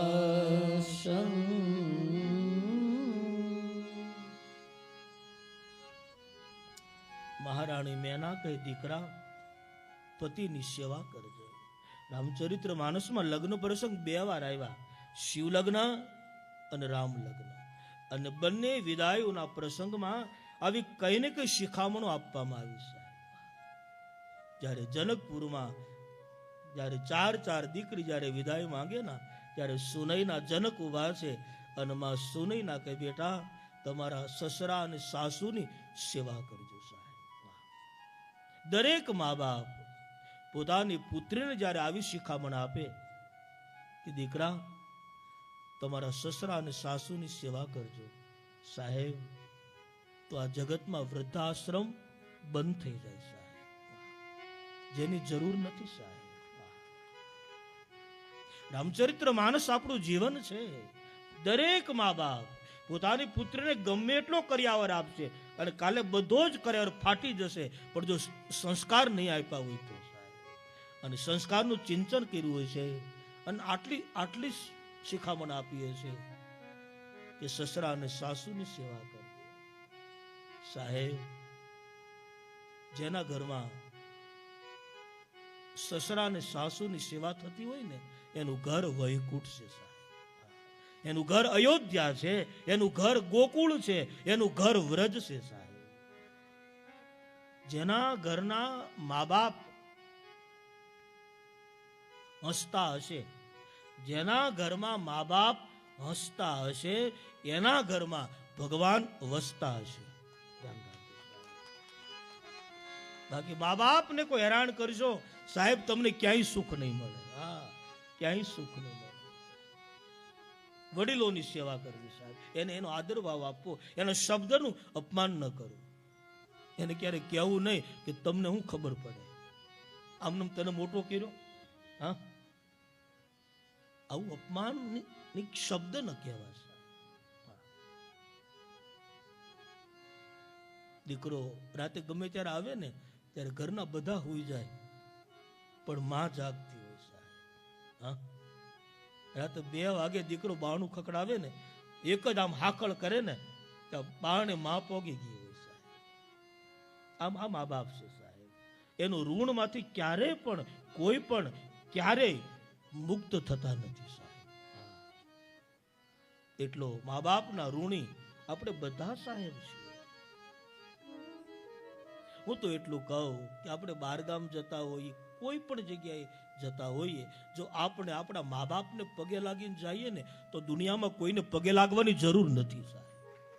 મા બાપને તમે પગે લાગો, ખુશ રાખો સાહેબ, તમારે ક્યાંય યાત્રાની જરૂર નથી સાહેબ. તમારું બધું જ ત્યાં સમાયેલું છે, બધું જ સમાયેલું છે. તો વધારે સમય એમાં જવું નથી, કારણ કે મારે રામ જન્મ સુધી યાત્રા કરવી છે. માં ભવાની ઉભા છે, શિવ ઉભા છે, અને હિમાચલ અને મહારાણી મેના વિદાય કરે છે. જાન વિદાય થાય છે સાહેબ. વચ્ચે ઉતારા કરતી કરતી જાન કૈલાસ પહોંચે છે. જે જાનૈયાઓ હતા એ પોતપોતાના નિજ લોક તરફ જાય છે, અને ભગવાન શિવ અને ભવાની કૈલાસ પહોંચે છે. ગોસ્વામીજી લખે છે, ગોસ્વામીજી ભગવાન શિવ અને ભવાનીના શિંગારનું સાહેબ વર્ણન નથી કર્યું. કેવલ તુલસીજી લખે કે જગત માતુ પિતુ શંભુ ભવાની અને તેહી શિંગારન મેં કભુ બખાની. ગોસ્વામીજી કહે કે શિવ અને ભવાની તો જગતના મા બાપ છે સાહેબ. જગત સ્વીકારે ન સ્વીકારે એ વાત જુદી છે, બાકી શિવ અને ભવાની આખા જગતના મા બાપ છે. માટે ગોસ્વામીજી એના શિંગારનું વર્ણન ન કર્યું. આપણે ત્યાં કવિ કાલિદાસ થયા, અને એને કુમાર સંભવ નામનું એક પુસ્તક લખ્યું, અને એમાં એને ભગવાન શિવ અને ભવાનીના શિંગારનું વર્ણન કર્યું સાહેબ. અને એવા શબ્દ એને લખ્યા છે કે એ લખ્યા પછી કાલિદાસના શરીર ઉપર કોઢ નીકળ્યો. આ તો શિવનો અપરાધ, મારી નાખે સાહેબ, મારી નાખે. અને પછી કોઢને સારો કરવા માટે કવિ કાલિદાસને અયોધ્યામાં જઈ અને રઘુનાથ ગાથા આવું સદગ્રંથ લખવું પડ્યું સાહેબ. પણ ગોસ્વામીજી એટલું કહે, શિવ અને ભવાની જગતના મા બાપ છે. આમ કહી અને તુલસીજી કહે કે થોડા સમય પછી એને ત્યાં એક દીકરાનો જન્મ થયો, જેનું નામ કાર્તિકે પાડવામાં આવ્યું સાહેબ. અને તારકાસુર નામનો જે રાક્ષસ લોકોને હેરાન પરેશાન કરતો, અને કાર્તિક સ્વામીએ એનો ઉદ્ધાર કર્યો છે. અન ગોસ્વામીજી કહે છે, યાજ્ઞવલ્ક મહર્ષિ ભરદ્વાજજીને કહે, મહર્ષિ, મહાદેવ શિવની કથા કોઈ સાંભળે, કોઈ ગાય તો એને બધાને સુખની પ્રાપ્તિ થશે. કલ્યાણ કાજ વિવાહ મંગલ સર્વદા સુખ પાવે, બધાને સુખ પ્રાપ્ત થશે. અને હવે યાજ્ઞવલ્ક મહર્ષિ ભરદ્વાજજીને કહે છે કે મહર્ષિ, આપે પ્રશ્ન પૂછેલો રામ કોણ, પણ એના સંદર્ભમાં મેં તમને શિવ કથા કહી, તો તમને એવું નથી લાગતું કે મેં વિષયાંતર કર્યો હોય? મહર્ષિ કહે, નહીં, બસ આપ કથા કહેતા રહો, કથા કહેતા રહો, કથા કહેતા રહો. યાજ્ઞવલ્ક કહે છે, મહર્ષિ, જેને શિવ કથા પ્રિય હોય એને જ રામ કથાનો અધિકાર અપાય. જેને શિવ કથા ન ગમે, જેને ભગવાન શંકરની કથા ન ગમે, એને રામ કથાનો અધિકાર આપવામાં નથી આવતો. તમને શિવ કથા પ્રિય લાગી, બહુ ગમી, હવે હું તમને રામ કથા કહીશ. તમે જે પ્રશ્ન કર્યો એવો જ પ્રશ્ન એકવાર માં ભવાની ભગવાન શિવજીને પૂછ્યો, અને જેના ઉત્તરમાં ભગવાન મહાદેવ શંકરે જવાબ આપ્યો, તમને કહી દઉં એટલે તમારા મનનું સમાધાન થઈ જાય. આમ કહી અને યાજ્ઞવલ્ક આગળની કથા મહર્ષિને કહે છે કે ભરદ્વાજ, એકવાર સવારનો સમય છે, મહાદેવ કૈલાસ ઉપર બેઠા છે. આજ ભગવાન શંકર વસ્ત્રો પહેરીને બેઠા છે, કપાળમાં ત્રિપુંડ છે, મસ્તક ઉપર જટા છે, ગંગા વહે છે, અને મૃગ ચર્મ ઉપર ભગવાન મહાદેવ બેઠા છે, અને એમાં મા ભવાની ભગવાન શિવ પાસે આવ્યા છે, અને ભગવાન શિવ ભવાનીને કહે છે, જાની પ્રિયા આદર સાહેબ તમે શબ્દ લો સાહેબ, શબ્દ તમે જો સ્વયં જગદંબા ભગવાન મહાદેવ શિવ પાસે આવ્યા તો ભગવાન શબ્દ શું કહે કે જાની પ્રિયા આદર હતી કીના. સાહેબ શિવ જેવું આ જગતમાં કોઈનું દિવ્ય દાંપત્ય નથી. ભલે શંકર પહાડ ઉપર રહે, ભલે મહાદેવ શમશાનમાં રહે, પણ શિવ જેવું દાંપત્ય કોનું? કોનું દાંપત્ય? પોતાના ધર્મ પત્ની આવ્યા તો ભગવાન શિવ કહે પ્રિયા પધારો, હે પ્રિયા પધારો પધારો. આવું દાંપત્ય ભગવાન શિવનું સાહેબ છે. માટે તુલસી લખે જાની પ્રિયા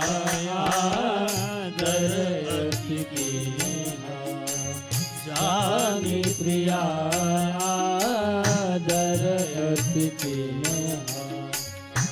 વામ ભાગ આસન દીના, વામ ભાગ આસન દીના, જાની પ્રિયા દરયતિ કિન્હા, જાની પ્રિયા દરયતિ કિન્હા. હે પ્રિયા, શિવ બોલે છે, હે પ્રિયા પધારો પધારો પધારો પધારો. આમ બોલી અને ભગવાન શિવ કહે છે કે વામ ભાગર આસન દીના, તમારું આસન ડાબા ભાગમાં છે, બિરાજો. ભવાની કહે મહાદેવ મારે તમને કંઈક પૂછવું છે, એટલે હું સન્મુખ બિરાજો. બોલી સન્મુખ બિરાજો. અને ભવાની સન્મુખ બેઠા છે. અને પછી ભવાની શિવજીને પ્રશ્ન કરે કે મહાદેવ તમે તો ત્રિભુવનના ગુરુ છો, વિશ્વનાથ છો. એ મહાદેવ વેદો પણ તમારો પાર ન પામે, એ મહાદેવ તમે એ છો. પણ મારા મનમાં એક પ્રશ્ન છે સાહેબ. શું? બોલે મને પૂર્વ જન્મ યાદ આવે કે આજ કૈલાસ ઉપર આપણે બંને નિવાસ કરતા. તમે એકવાર ગયા જન્મમાં મને અગસ્ત્યની પાસે રામકથા સાંભળવા માટે લઈ ગયેલા. એના આપણે આરતી ઉતારી, મને શંકા પડી, મેં કથા ન સાંભળી. ત્યાંથી આપણે બંને કૈલાસ આવતા. વચ્ચે પંચવટી આવી, સીતાજીનું અપહરણ થયું. રામ લક્ષ્મણ બંને ભાઈ સીતાજીની તલાશ કરતા. તમે એને જોઈ પગે લાગ્યા. મેં તમને પૂછ્યું આ કોણ છે? આપે કહ્યું ઈષ્ટદેવ મમ બાલક રામા, મારા ઈષ્ટ છે. હું ન માની, મને શંકા પડી. સીતાજીનું રૂપ લઈ મેં પરીક્ષા કરી, નાપાસ થઈ. તમારી પાસે આવી, ખોટું બોલી, આપે મારો ત્યાગ કર્યો. એ મહાદેવ કૈલાસ આપ આવ્યા, 87,000 વર્ષ સુધી આપ સમાધિમાં રહ્યા. સમાધિ પૂરી થઈ. મારા પિતા બહુ જ મોટો યજ્ઞ કર્યો. તમને મને નિમંત્રણ હતું નહીં, છતાં હું ગઈ. તમારું સ્થાન ન જોયું. મેં મારા શરીરને બાળી ભસ્મ કર્યું. મારો બીજો જન્મ હિમાચલને ત્યાં થયો. નારદજીને મેં ગુરુ તરીકે સ્વીકાર્યા. ગુરુ કૃપાથી મેં કઠિન તપ કર્યું, અને ફરી મહાદેવ હું તમને પામી, અને ફરીથી મારા વિવાહ તમારી સાથે થયા, અને ફરી કૈલાસ ઉપર હું આવી. પણ હે મહાદેવ હજુ મને સમજાતું નથી કે રામ કોણ છે. વિચાર કરો કે આ ભવાની, એક જન્મ જેનો પૂરો થયો, જેને બીજો જન્મ લીધો, અને એ ભવાની એવું બોલે હે મહાદેવ હજુ મને ખબર પડતી નથી રામ કોણ છે. તમારા કહેવા પ્રમાણે જો રામ ઈશ્વર જ હોય, રામ બ્રહ્મ જ હોય, તો એવા ઈશ્વર તત્વને માનવ બની અને શું કામ આવવું પડ્યું? હે મહાદેવ આપ કૃપા કરો અને મને રામ કથા કહો. જેથી કરીને મારા મનનો જે સંશય છે એ સંશય નષ્ટ થાય. જે રીતે રામ જન્મ થયો હોય એ કથા કહો, જે પ્રમાણે ચારે ચાર ભાઈના લગ્ન થયા હોય એ સુંદર કથા કહો, રાજ્યની વાત આવી, વિઘ્ન થયું એ કથા કહો, ચિત્રકૂટમાં દિવ્ય લીલા થઈ એ કથા કહો, સીતાજીનું અપહરણ થાય એ કથા કહો, હનુમાનજી આવ્યા એ કથા કહો, સેતુ બંધાયો એ કથા કહો. અને ભગવાન રામે રાવણ આદિ રાક્ષસોનો વિનાશ કરી સીતાજીને લઈ અયોધ્યામાં જઈ રામ રાજ્યાભિષેકની સ્થાપના થઈ એ સુંદર કથા કહો. ભવાની પ્રશ્ન પૂછવામાં હોશિયાર કેટલા, એને પ્રશ્નમાં જ આખી રામકથા પૂરી કરી દીધી છે. તો આ કથા કહો, આ કથા કહો, આ કથા કહો, આ કથા કહો. એ મહાદેવ રામ કથા કહો. અને રામ કથા ના શબ્દ સાંભળતા ભગવાન મહાદેવ શિવ, આ મહાદેવનું મન પરાણે સાહેબ સમાધિમાં જવા લાગ્યું છે. અને ભગવાન શંકર પોતાના મનને સમાધિમાં જતું રોકે છે. અને શિવના મુખમાંથી મંગલમય ચોપાઈ નીકળી છે. મંગલ ભવનય મંગલ મંગલ ભવનય મંગલ દ્રવ સુદશરથ અધિર બિહારી દ્રવ સુદશરથ અધિર બિહારી. મેં વચ્ચે પણ આપણને કહ્યું કે રામાયણનો એક એક શબ્દ મહામંત્ર છે અને બધી ચોપાઈ મંગલમય છે. અને આ ચોપાઈ તો બધા ગાઈ શકે, બધા બોલી શકે એવી સરળ સાહેબ છે. બધા જ ગાવ સાહેબ, બધા જ બોલીએ. તો તબલું રાવા દો. મંગલ ભવનય મંગલ મંગલ ભવનય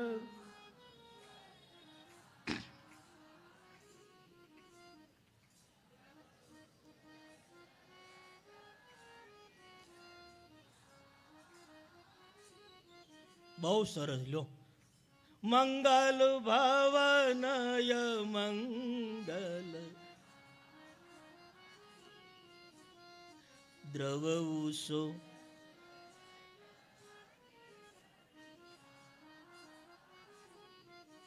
કેટલા સરસ તમે લાગો છો. બધાના દુખના લઈ લો સાહેબ. તમને કોઈની નજર ન લાગે સાહેબ, નજર ન લાગે સાહેબ. ચોપાઈ તો મહારાણી છે સાહેબ. રામાયણની ચોપાઈ તો ચોપાઈ છે સાહેબ. માર દેતી હે સાહેબ, મારી નાખે સાહેબ. આવી આવી રામાયણની ચોપાઈ છે સાહેબ. માણસને પછાડી પછાડી મારે સાહેબ, પછાડી ચોપાઈ ચોપાઈ છે સાહેબ. ભવાની રામકથાની માંગણી કરી સાહેબ. અને મહાદેવના મુખમાંથી શબ્દ નીકળી ગયો સાહેબ કે ભવાની બધાનું જ મંગળ કરનાર, આપણા કોઈ પણના જીવનના અમંગળને નષ્ટ કરનાર. આપે એવી સુંદર રામકથા પૂછી છે. ભવાની અત્યાર સુધી રામાયણ ભગવાન શિવ કહે છે કે મેં મારા મનમાં સંઘરીને મૂકેલું, રચી મહેશ નિજ માનસ રાખા. શિવ કહે છે હું તમારી રાહ જોતો હતો કે તમે ક્યારે મને પ્રશ્ન કરો અને તમને કથાની ભૂખ ક્યારે લાગે. ગમે એટલું ભોજન સ્વાદિષ્ટ હોય ને સાહેબ, પણ ભૂખ ન હોય ને તો ભોજન ક્યારે સ્વાદિષ્ટ લાગે નહીં સાહેબ. હા, પણ ભૂખ ઉપર એ સ્વાદનો અસર કરે સાહેબ. એમ કથાની ભૂખ લાગવી જોઈએ સાહેબ. ભવાની સ્વયં પૂછે રામ કથા. નહીતર શિવે તો માણસ ઘણા સમયથી હંગરીને મૂકેલું. શિવ સ્વયં બોલે કે રચી મહેશ નિજ માનસ રાખા, પાઈ સુસમહુ શિવાસન ભાખા. આપે રામાયણ મને પૂછી છે તો એ ભવાની તમે ધન્ય છો, તમે ધન્ય છો, તમે ધન્ય છો. આપે બહુ સરસ પ્રશ્ન કર્યો. આ કથા સકલ લોક જગ પાવની ગંગા, સમગ્ર વિશ્વ જગતને ધન્ય કરનારી એ ભવાની આ રામ કથા છે. જીન હરી કથા સુની નહીં કાના, ભગવાન શિવ કહે છે કે સરસ મજાના બે કાન કોઈની પાસે હોય અને કાન હોવા છતાં જો કોઈ કથા ન સાંભળે તો એના કાન કાન નથી પણ સર્પને રહેવાના દર છે. જીન હરી કથા સુની નહીં કાના, શ્રવણ રંધ અહીં ભમન સમાન. માણસ કહે સાહેબ કાન કાન નથી કે જેને કથા નથી સાંભળી સાહેબ. આવી મંગલમય આપે રામ કથા મને પૂછી છે. એ ભવાની કેટલી સુંદર રામ કથા છે અને રામની કથા બધાને સુંદર કરવા વાળી છે. બધા સુંદર બને છે. તો એ ભવાની હે જગદંબા એને ઈશ્વર કહેવાય કે જેના જીવનમાં 9 વસ્તુ હોય સાહેબ. 9 સૂત્રો આપ્યા, તમને સંક્ષેપમાં દર્શન કરાવું છે. બીનુ પદ ચાલઈ સુનઈ બીનુ કાના, બીનુ પદ ચાલઈ સુનઈ બીનુ કાના, કર બીનુ કર્મ કરે બીજના, કર બીનુ કર્મ કરે બીજના. ભગવાન શિવ કહીને ભગવાન કહેવા. પહેલું બીનું પદ ચલઈ. હા બોલજો બરાબર સાહેબ. જે પગ વગર ચાલે એ ભગવાન છે. બીનું પદ ચલઈ. બીજું સૂત્ર છે સુનહી બીનું કાના, કાન વગર સાંભળે એને ભગવાન કહેવા. ત્રીજું કર બીનું કર્મ કરે વિધિ નાના, હાથ વગર બધા ના જ કામ કરે એને ભગવાન કહેવા. ચોથું આનંદ રહિત સકલ રસ ભોગી, મુખ વગર જમે એને ઈશ્વર કહેવા. પછીનું સૂત્ર છે બીનું બાની, બકતા બડ જોગી, જીભ વગર બોલે એને ઈશ્વર કહેવા. તન બીનું પરસ, શરીર વગર બધાને સ્પર્શ કરે એને ભગવાન કહેવા. વાણી વગર બોલે એને ઈશ્વર કહેવા. આંખ વગર જોવે એને ઈશ્વર કહેવા. અને નાક વગર બધી જ સુગંધને ગ્રહણ કરે એને ઈશ્વર કહેવા. અને 9મું સૂત્ર છે કે વેદ જેનો પાર ન પામે એને ઈશ્વર કહેવા. આ કલિયુગમાં આપણને કોક એમ કે હું ભગવાન છું તેને કેવું આ 9 સૂત્ર પૂરા કરી દે એટલે તું ભગવાન છો. આટલા કલ્પો પહેલા, યુગો પહેલા ભગવાન મહાદેવ શંકરે કહ્યું કે 9 સૂત્રો જેનામાં પૂર્ણ રીતે હોય એને ઈશ્વર કહેવાય. અને શિવ સ્વયં બોલે છે કે મારા રામમાં આ બધું છે સાહેબ. પગ વગર ચાલે છે, કાન વગર સાંભળે છે. હવે 9 સૂત્રો નિગમ નેતિ શિવંતન પાવા, તાહી ધરે જનની હઠી થાવા. માટે રામ બ્રહ્મ છે, રામ ઈશ્વર છે. હે ભવાની એ ઈશ્વર તત્વ આ પૃથ્વી ઉપર આવ્યા એના 5 કારણો છે. જબ જબ હોઈ ધરમ કે આવી, જબ જબ હોઈ ધરમ કે આવી, અસુર દમય અભિમાની, બાડાઈ અસુરય દમય અભિમાની, જબ જબ હોઈ જબ જબ હોઈ ધરમ કે આની. શિવ કહે જ્યારે જ્યારે જગતમાં અધર્મ ખૂબ વધવા લાગે અને એટલો બધો ધર્મ ફાયલો ફૂલો થાય કે જેનું વર્ણન કરવું અશક્ય બને, ત્યારે ઈશ્વર કોઈને કોઈ રૂપ લઈ અને ધર્મને બચાવવા માટે હરી આવે છે.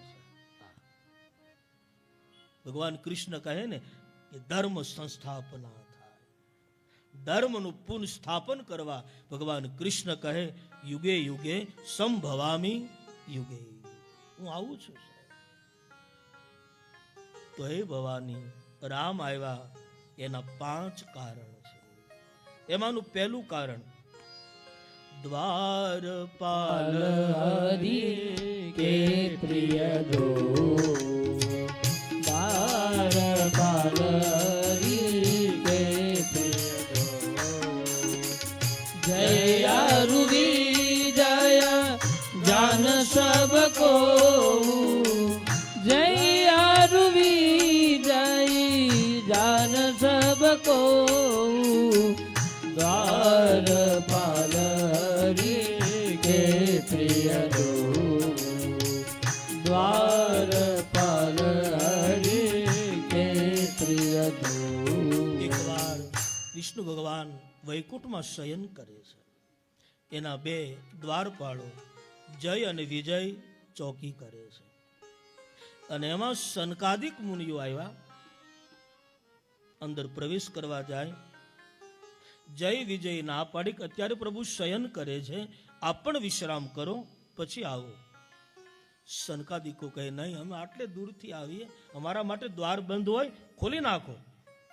જય વિજય ના પાડે અને સનકાદિકોને ક્રોધ આવ્યો અને જય વિજયને શ્રાપ આપ્યો કે તમે પ્રભુના દર્શન માટે અટકાવો છો, માટે જાઓ, બંને ભયંકર રાક્ષસ થઈ જાઓ. વિષ્ણુ ભગવાન શ્રાપના શબ્દો સાંભળી બહાર આવ્યા છે. સનકાદિકોને કહે કે અમારા દ્વારપાળો છે, તમે શ્રાપ આપ્યો એ બરાબર નથી કર્યું, ફેરફાર કંઈ કરો. સનકાદિકો કહે, એટલો ફેરફાર કરીએ કે એને રાક્ષસ તો થવું જ પડશે, પણ જો તમારું ભજન કરી અને જન્મ લેવા હોય તો એને 7 જન્મ લેવા પડશે, અને તમારી સાથે વેર બાંધી અને જન્મ લેવા હોય તો એને 3 જન્મ લેવા પડશે. અને તમારી સાથે જો વેર બાંધે તો એટલા ભયંકર રાક્ષસો થશે કે જેને મારવા માટે સ્વયં તમારે અવતાર લેવો પડશે. સનકાદિકો જતા રહ્યા. સાહેબ જય અને વિજય વિચાર કરે શું કરવું. કહે કે 7 જન્મ લેવા નથી, 3 જન્મ લઈએ, ભલે ભગવાન સાથે વેર બાંધવું પડે. ભગવાન શિવ કહે છે, ભવાની જય અને વિજયનો પહેલો અવતાર હિરણાક્ષ અને હિરણ્યકશિપુ, જેને મારવા માટે ભગવાન વરાને અને ઋષિ ભગવાનને આવવું પડ્યું. જય વિજયનો બીજો અવતાર રાવણ અને કુંભકર્ણ, જેને મારવા માટે ભગવાન રામને રામ બની આવવું પડ્યું. જય વિજયનો ત્રીજો અવતાર દંતવર્ક અને શિશુપાલ, જેને મારવા માટે જબજદવંશ કૃષ્ણ અવતાર, ભગવાન કૃષ્ણને આવવું. શિવ કહે, ભવાની આ રામ જન્મનું પહેલું કારણ. જય વિજયને જે સનકાદિક મુનિઓ શ્રાપ આપ્યો, શ્રાપને કારણે રામને જન્મ લેવો પડ્યો, પહેલું કારણ. બીજું કારણ, એક કલ્પ સુર એક કલ્પ સુર દેખી દુખારે, સમર જાલંધર શન સબ આરે, સમર જાલંધર શન સબ આરે, એક કલ્પ સુર દેખી દુખારે, એક કલ્પ સુર દેખી દુખારે, સમર જલંધર શન સબ આરે, સમર જલંધર શન સબ આરે. એક જાલંધર નામનો એક રાક્ષસ પ્રગટ થયો, જેનું નામ છે જાલંધર. લોકોને હેરાન પરેશાન કરે છે. અંદર જગ્યા બહુ ખાલી છે બહેનો ભાઈઓ, અહીંયા જગ્યા છે, આગળ જગ્યા છે, દરેક બહેનો આવી શકો અંદર, ભાઈઓ પણ આવી શકે છે. આપના માટે જગ્યા સરસ છે, આવો પધારો, બેસો. અને સતી વૃંદા એના ધર્મપત્ની છે. જાલંધર સમાજને હેરાન પરેશાન કરે. પણ કોઈથી જાલંધર મૃત્યુ પામતો નથી, મરતો નથી સાહેબ. એટલે તમામ દેવતાઓ ભેગા થયા, પિતામહ બ્રહ્માને ફરિયાદ કરે કે હે પિતામહ, આનું નિધન કઈ રીતે, આ કેમ નથી મરતો? પિતામહ બ્રહ્મા કહે કે એના ધર્મપત્ની વૃંદાની પાસે એટલું બધું સતીત્વ છે કે એની સતીત્વની છાયામાં આ મરતો નથી. તો પછી કઈ રીતે આને મારવો? બોલે કોઈ વૃંદાનું સતીત્વ ખંડિત કરે, તોડે તો મરે. વિષ્ણુ ભગવાનને કાર્ય સોંપ્યું છે. એકવાર જાલંધર પૂજા માટે બહાર ગયો અને એ જ સમયે વિષ્ણુ ભગવાન જાલંધરનું રૂપ લઈ અને સતી વૃંદા પાસે ગયા. અને વૃંદાએ હાથથી સ્પર્શ કર્યો પોતાના પતિ માની. આ બાજુ ભગવાન વિષ્ણુએ શિવને સંકેત કર્યો અને ભગવાન મહાદેવ એના ઉપર યુદ્ધ કર્યું અને જાલંધર મરાયો. હવે સાહેબ, આ વાતની ખબર વૃંદાને પડી કે વિષ્ણુ ભગવાને મારી સાથે કપટ કર્યું અને સતી વૃંદાએ વિષ્ણુ ભગવાનને શ્રાપ આપ્યો કે આપ ઈશ્વર થઈ મારા પતિની ગેરહાજરીમાં મારા પતિનું રૂપ લઈ મને છેતરી મારું સતીત્વ ખંડિત કર્યું. જાઓ, તમને શ્રાપ આપું, તમારે પણ મનુષ્ય અવતાર લેવો પડશે. અને તમે જ્યારે મનુષ્ય બનીને આવો ત્યારે મારો પતિ જાલંધર રાવણ બની આવશે અને તમારી સીતાનું અપહરણ કરશે. ત્યારે તમારો ને મારો હિસાબ બરાબર થશે. આ રામ જન્મનું બીજું કારણ સતી વૃંદાનો શ્રાપ. ઘણા લોકો પ્રશ્ન પણ કરે કે ભગવાન વિષ્ણુ તો વ્યાપક છે અને ઈશ્વર જો કોઈના સતીત્વ તોડે તો સલામત કોણ રાખે છે? પણ ભગવાન વિષ્ણુએ મને ને તમને સંકેત કર્યો અને કહ્યું છે કે કોઈ પણ વ્યક્તિ ધર્મના કપડા પહેરે અને એની પાછળ અધર્મ થતો હોય તો ઈશ્વર કહે એવો ધર્મ પણ મને ગમતો નથી. ભલે ધર્મ હોય સાહેબ.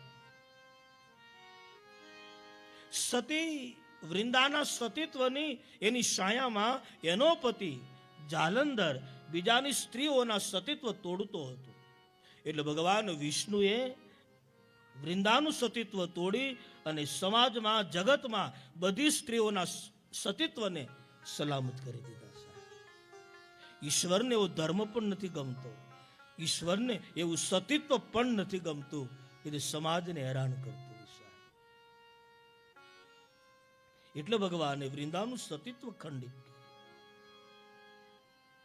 આગળ કથા જ્યારે આવશે કે જ્યારે વિશ્વામિત્રજીને યજ્ઞ કરવો અને એ યજ્ઞ પૂરો કરવા માટે રામ લક્ષ્મણ બંને ભાઈ ગયા અને લંકાના રણ મેદાનમાં જ્યારે મેઘનાથ યજ્ઞ કરવા ગયો, રામને ખબર પડી ત્યારે ભગવાન લક્ષ્મણ અને હનુમાનજીને મોકલ્યા, જાઓ યજ્ઞ તોડાવો. આ બાજુ યજ્ઞ પૂરો કરવા ગયા અને આ બાજુ યજ્ઞ તોડાવવા મોકલ્યા. કારણ કે વિશ્વામિત્રજીનો યજ્ઞ ધર્મનો હતો અને મેઘનાથનો યજ્ઞ અધર્મનો હતો. અધર્મ ઈશ્વરને ગમતું નથી સાહેબ, એટલે ભગવાન ખંડિત કરે છે. બીજું કારણ અને ત્રીજું કારણ, શ્રી નારદજીએ વિષ્ણુ ભગવાનને શ્રાપ આપ્યો. જ્યારે નારદજીને અભિમાન આવે કે હું કામ વિજય છું અને ઈશ્વર એના ભક્તનું બહુ ધ્યાન રાખે, અને નારદનું અભિમાન તોડાવવા માટે વિષ્ણુ ભગવાનને બહુ જ મોટી લીલા કરી, એક નગરી નિર્માણ કરી અને એના માધ્યમથી નારદજીનું અભિમાન ભગવાનને નષ્ટ કરવું હતું. અને એ અભિમાન નારદજીનું નષ્ટ થયું અને એ નારદજીએ વિષ્ણુ ભગવાનને શ્રાપ આપ્યો કે તમારે મનુષ્ય અવતાર લેવો પડશે.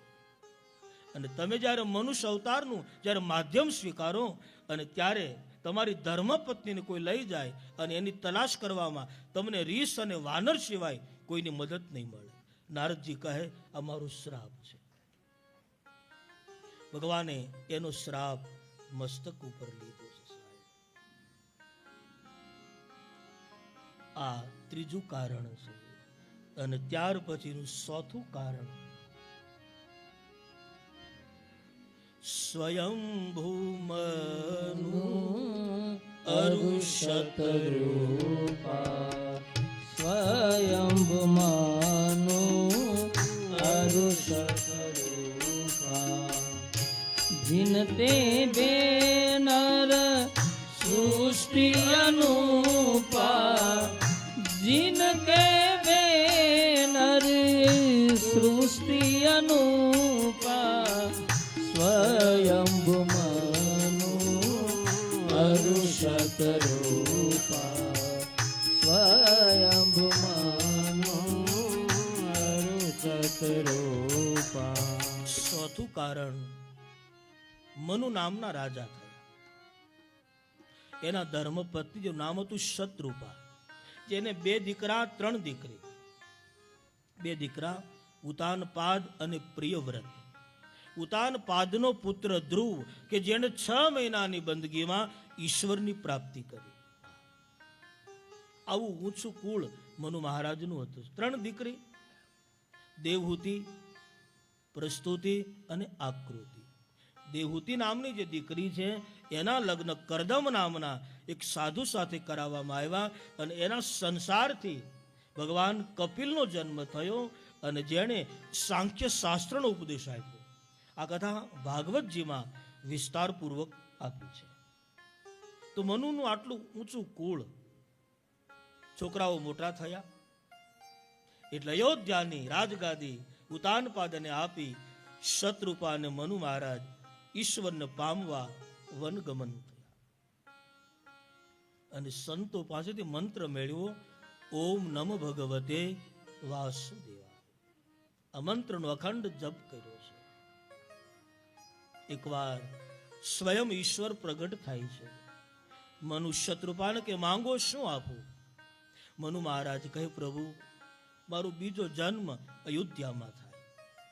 અત્યારે જે મારા ધર્મપત્ની શત્રુપા છે એ જ મારા ધર્મપત્ની બને અને આપના સમાન પુત્રનો જન્મ મારે ત્યાં થાય. ભગવાન કહે તથાસ્તુ. પણ પછી ભગવાનને ખબર પડી કે મારા સમાન દીકરો ક્યાં ગોતીશ, એટલે સ્વયં ઈશ્વર કહે કે હું પોતે આપને ત્યાં પુત્ર બનીને અવતાર ધારણ કરીશ. મનુ મહારાજ બીજા જન્મમાં દશરથજી થયા, શત્રુપા કૌશલ્યા થયા અને એના ઉદરથી સ્વયં ઈશ્વર રામ તરીકે જન્મ ધારણ કર્યો. ભગવાન શિવ કહે છે આ રામ જન્મનું ચોથું કારણ છે. રામ જન્મનું છેલ્લું કારણ,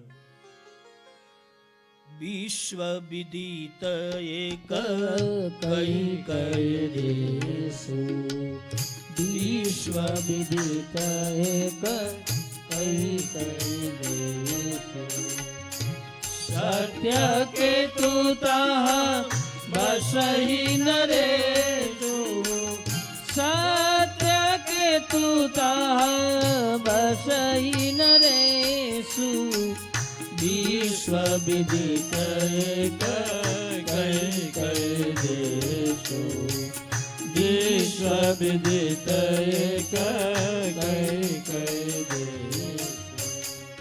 સત્યકેતુ નામનો રાજા, 2 દીકરા પ્રતાપભાનુ નામનો પુત્ર. સત્યકેતુ પણ પોતાના સંતાનને રાજ્ય આપી તપોવનમાં જાય છે. પ્રતાપભાનુ સુંદર રાજ્ય વ્યવસ્થા કરી છે. સાહેબ, પ્રતાપભાનુ ધીમે ધીમે પૃથ્વીના પિંડ ઉપર એનું સામ્રાજ્ય થયું, આખી ધરતી ઉપર. ધર્મ અર્થ કામ પ્રતાપભાનુની મુઠ્ઠીમાં આવી ગયા છે. આખી પૃથ્વીના પિંડ ઉપર કેવલ અને કેવલ પ્રતાપભાનુનું સામ્રાજ્ય થયું. એકવાર પ્રતાપભાનુ એક ભૂંડની પાછળ દોડ્યો અને ત્યાં કપટ મુનિનો ભેટો થયો. સાહેબ, કુસંગ સાધકના જીવનમાં કેટલો હાનિકારક છે.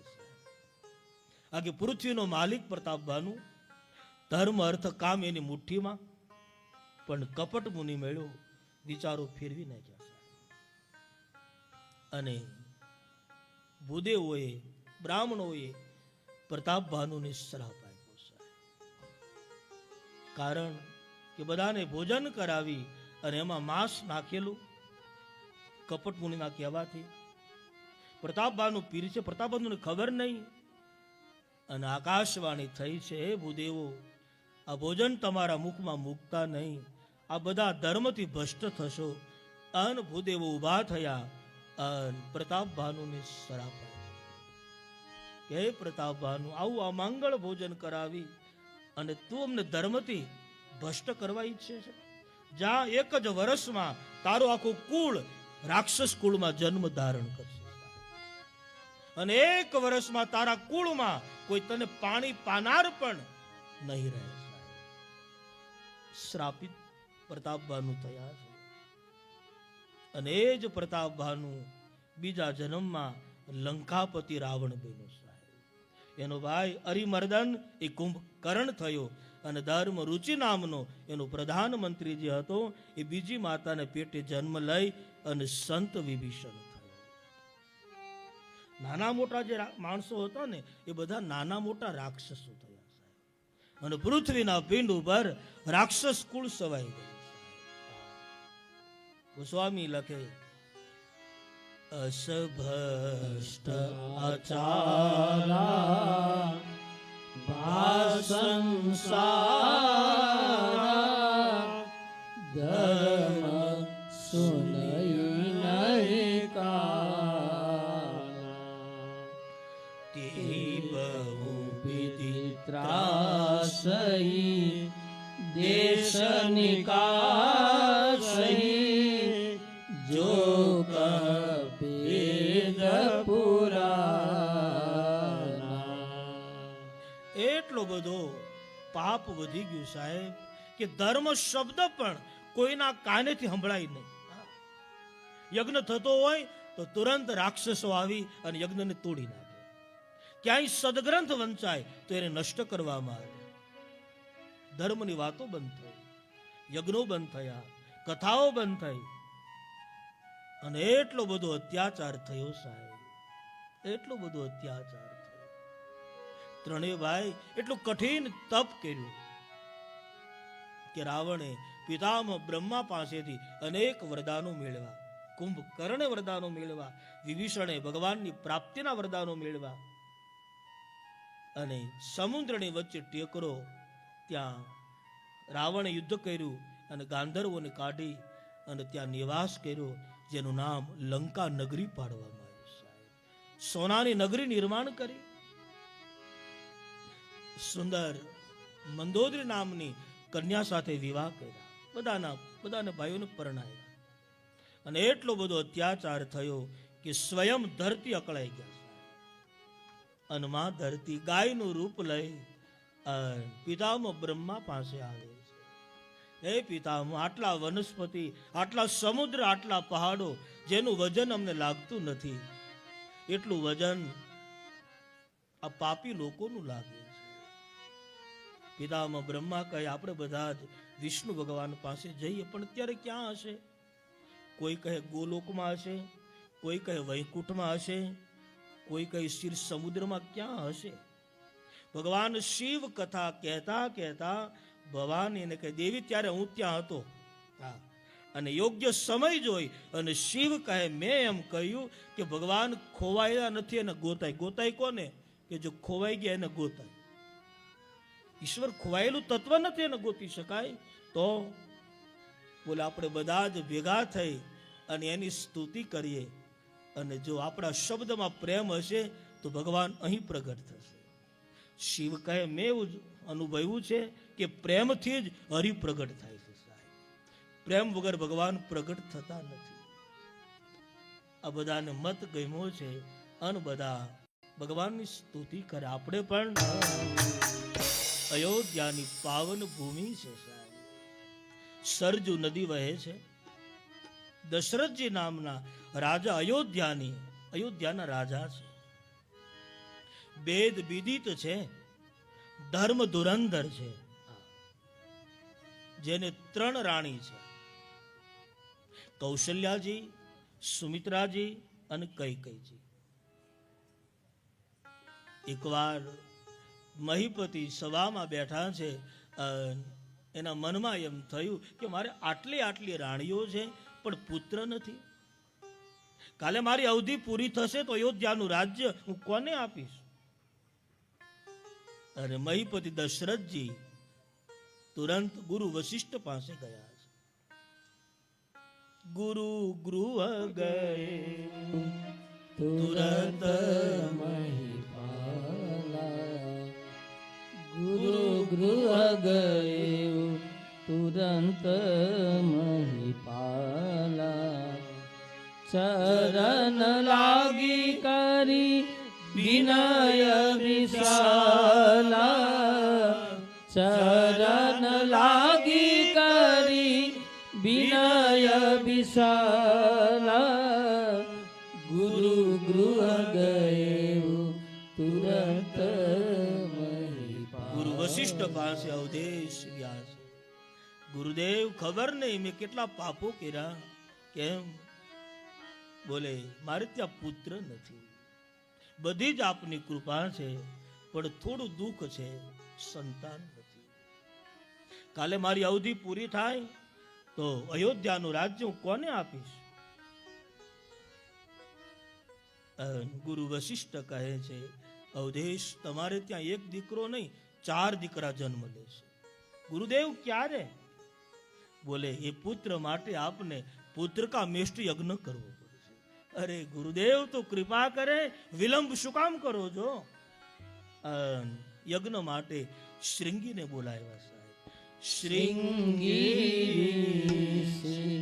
વશિષ્ઠ બોલાવા પુત્ર કામ શુભ યજ્ઞ કરાવા પુત્ર કામ શુભ યજ્ઞ કરાવા શ્રી વશિષ્ઠ બોલાવા. સાહેબ એક કાળમાં પુત્ર કા મેષ્ટ યજ્ઞ એ જ કરી શકે કે જે સાધુએ ક્યારે સંસારીના ઘરનું ખાધું ન હોય. અને ત્યારે શ્રીંગીએ કેવા હતા, એટલે ગુરુ વશિષ્ઠે શ્રીંગીને બોલાવ્યા.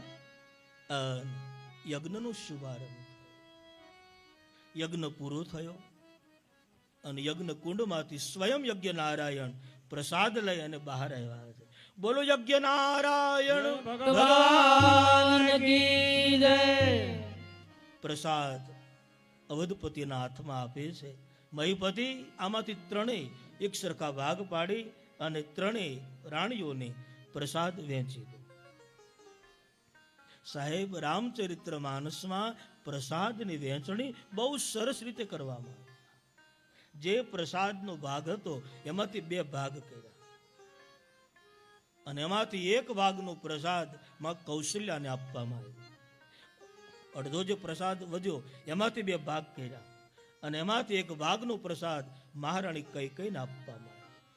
અડધો જે ભાગ બચ્યો એમાંથી 2 ભાગ કર્યા. કૌશલ્યાના હાથથી અને મહારાણી કૈકેયીના હાથથી બંને પ્રસાદના ભાગો માં સુમિત્રાજીને આપવામાં. આમ રામચરિત્ર માનસમાં પ્રસાદની વહેંચણી કરી. 3 માતાઓએ ઉદરમાં પ્રસાદ પધરાયો છે અને સર્ગવા સ્થિતિનો અનુભવ માં કૌશલ્યા કરે છે. જોગ લગન ગ્રહ બાર તિથિ સકલ ભય અનુકૂળ સરળ અચર સજથે રામ જન્મ સુખમો. સાહેબ યોગ લગન ગ્રહ વાર તિથિ આ બધું એક રૂપ થયું સાહેબ. અને માં કૌશલ્યાને ત્યાં 9 માસ પૂરા થવા આવ્યા છે. ચૈત્ર સુદ 9મીનો દિવસ મધ્યાહન સમય છે. નવમી મધુમાસ પુનીતા નવમી તિથિ મધુમાસ પુનીતા શુક્લ પક્ષ અભિજીત હરિપ્રીતા શુક્લ પક્ષ અભિજીત હરિપ્રીતા મધ્ય દિવસ અતિ શીતલ દામા મધ્ય દિવસ અતિ શીતલ દામા પાવન કાલ લોક વિશ્રામા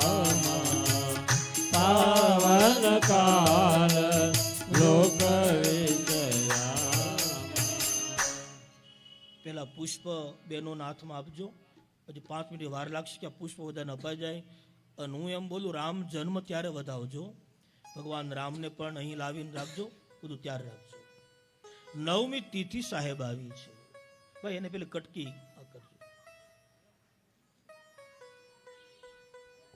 શુક્લ પક્ષ સાહેબ છે, મધ્ય દિવસ છે, બહુ ગરમી પણ નહીં, બહુ ઠંડી પણ નહીં, બરાબર વિશ્રામનો સમય. અને એ જ સમયે ઈશ્વર પ્રગટ થાય છે. સૂર સમૂહ બિનતી કરી પહોંચે નિજ નિજ ધામ, જગ નિવાસ પ્રભુ પ્રગટે, અખિલ લોક વિશ્રામ. તમામ દેવતાઓ અયોધ્યામાં આવી અને માં કૌશલ્યાની ગર્ભ સ્તુતિ કરી છે. ગર્ભ સ્તુતિ કરી તમામ દેવતાઓ પોતાના લોક તરફ ગતિ કરે છે. આ બાજુ મધ્યાહન સમય છે અને માં કૌશલ્યાને ત્યાં સ્વયં ભગવાન સતુભુર્જ રૂપ ધારણ કરી પ્રગટ થયા. બોલ લે સતુભુર્જ નારાયણ ભગવાન કી જય. પેલા ભગવાન સતુભુર્જ રૂપ ધારણ કરે છે અને સતુભુર્જ રૂપને જોતા માં કૌશલ્યના મુખમાંથી શબ્દ નીકળી ગયો છે, ભય પ્રગટ કૃપાલા દીન દયાલા કૌશલ્યાહિતકારી હર્ષિત મહતારી મુનિમનહારી અદભુત રૂપ વિચારી લોચનય વિરામા તનુ ઘનશ્યામા નિજયાયુધ બુધચારી ભૂષણ વનમાલા નયન વિશાલા શોભા સિંધુ કરારી કઈ દૂર કર જોરી અસ્તુતિ તોરી કે વિધિ કરવું અનંતા માયા ગુણ જ્ઞાના પિતયમાના વેદ પુરાણ બનંતા માયા ગુણ જ્ઞાન પિતયમાના વેદ પુરાણ બનંતા કરુણા સાગર સબ ગુણ આગર જેઈ ગાવઈ શ્રુતિ સંતા સોમમહિત લાગી જન અનુરાગી ભયઉ પ્રગટ શ્રીકંતા બ્રહ્માંડ નિકાયા નિરમિત માયા રોમ રોમ પ્રતિવેદ કર મમ ઉર શોભાસી યહ ઉપહાસી સુનત ધીરમતિ ધીરનર ઉપજા જગ જ્ઞાના પ્રભુ મુસ્કાના ચરિત બહુત વિધિ કઈ કથા સુનાઈ માતુ બુરાઈ જે પ્રકાર સુત પ્રેમલ માતા પુનિ બોલી સોમતિ ડોલી તજ ઉદાતયા રૂપા અરે લીલા અતિપ્રિય શીલા યહ સુખ પરમયનું સુની બચન સુજાના રોદન ઠાના હોઈ બાલક સુરભૂપા યહ ચરિત જે ગાવઈ હરિપદ પાવઈ તેન કરઈ ભવકૃ વિપ્રદેન તેન સુર સંકહિત લીન મનુજ અવતાર નિજેશા નિર્મિત તનુ માયા ગુણ ગોપાલ. 5 મિનિટ સાંભળજો, પછી આપણે ઉત્સવ ઉજવશું. 5 મિનિટ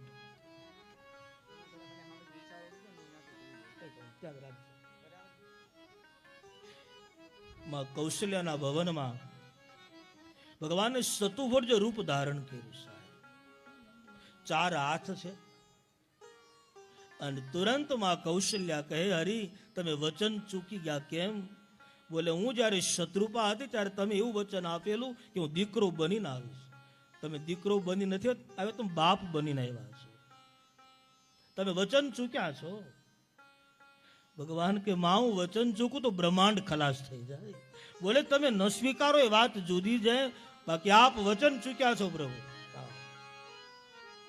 અન કૌશલ્યા હુકમ કર્યો સાહેબ, માતા પુની બોલી સોમથી ડોલી તજ ઉતાત માં હોય સાહેબ, ભલે ને રામ બ્રહ્મ હોય, પણ કૌશલ્ય હુકમ કર્યો સાહેબ કે 4 હાથ વાળો રામ મને ગમતો નથી સાહેબ. મને 2 હાથ વાળો રામ જ ગમે. મને 2 હાથ વાળો રામ જ ગમે છે. 4 હાથ મને મંજૂર નથી. હે ઈશ્વર, હે પરમાત્મા, હે પરિબ્રહ્મ, ચતુર્ભુજ રૂપ વિલીન કરો અને 2 હાથ ધારણ કરી અને પછી ઉભા રહો. અને જ્યાં કૌશલ્યાએ હુકમ કર્યો ત્યાં તો ચતુર્ભુજ રૂપ વિલીન થયું સાહેબ. 2 હાથ ધારણ કરી અને પ્રભુ ઉભા. માં બસ. કૌશલ્યા કહે કે કોઈ જ્યારે બાળક જન્મે ત્યારે આવડું મોટું ન હોય, નાના બનો.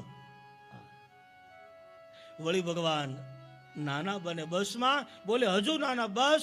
બોલે હજુ નાના, બસ. હજુ નાના. ધીમે ધીમે ધીમે નવજાત શિશુનું રૂપ પરમાત્માએ લીધું. માં બસ. કૌશલ્યા કે રૂપ તો બરાબર છે, પણ તમે બોલો છો બહુ. બોલવાનું બંધ કરો, તો રોવાનું ચાલુ કરો.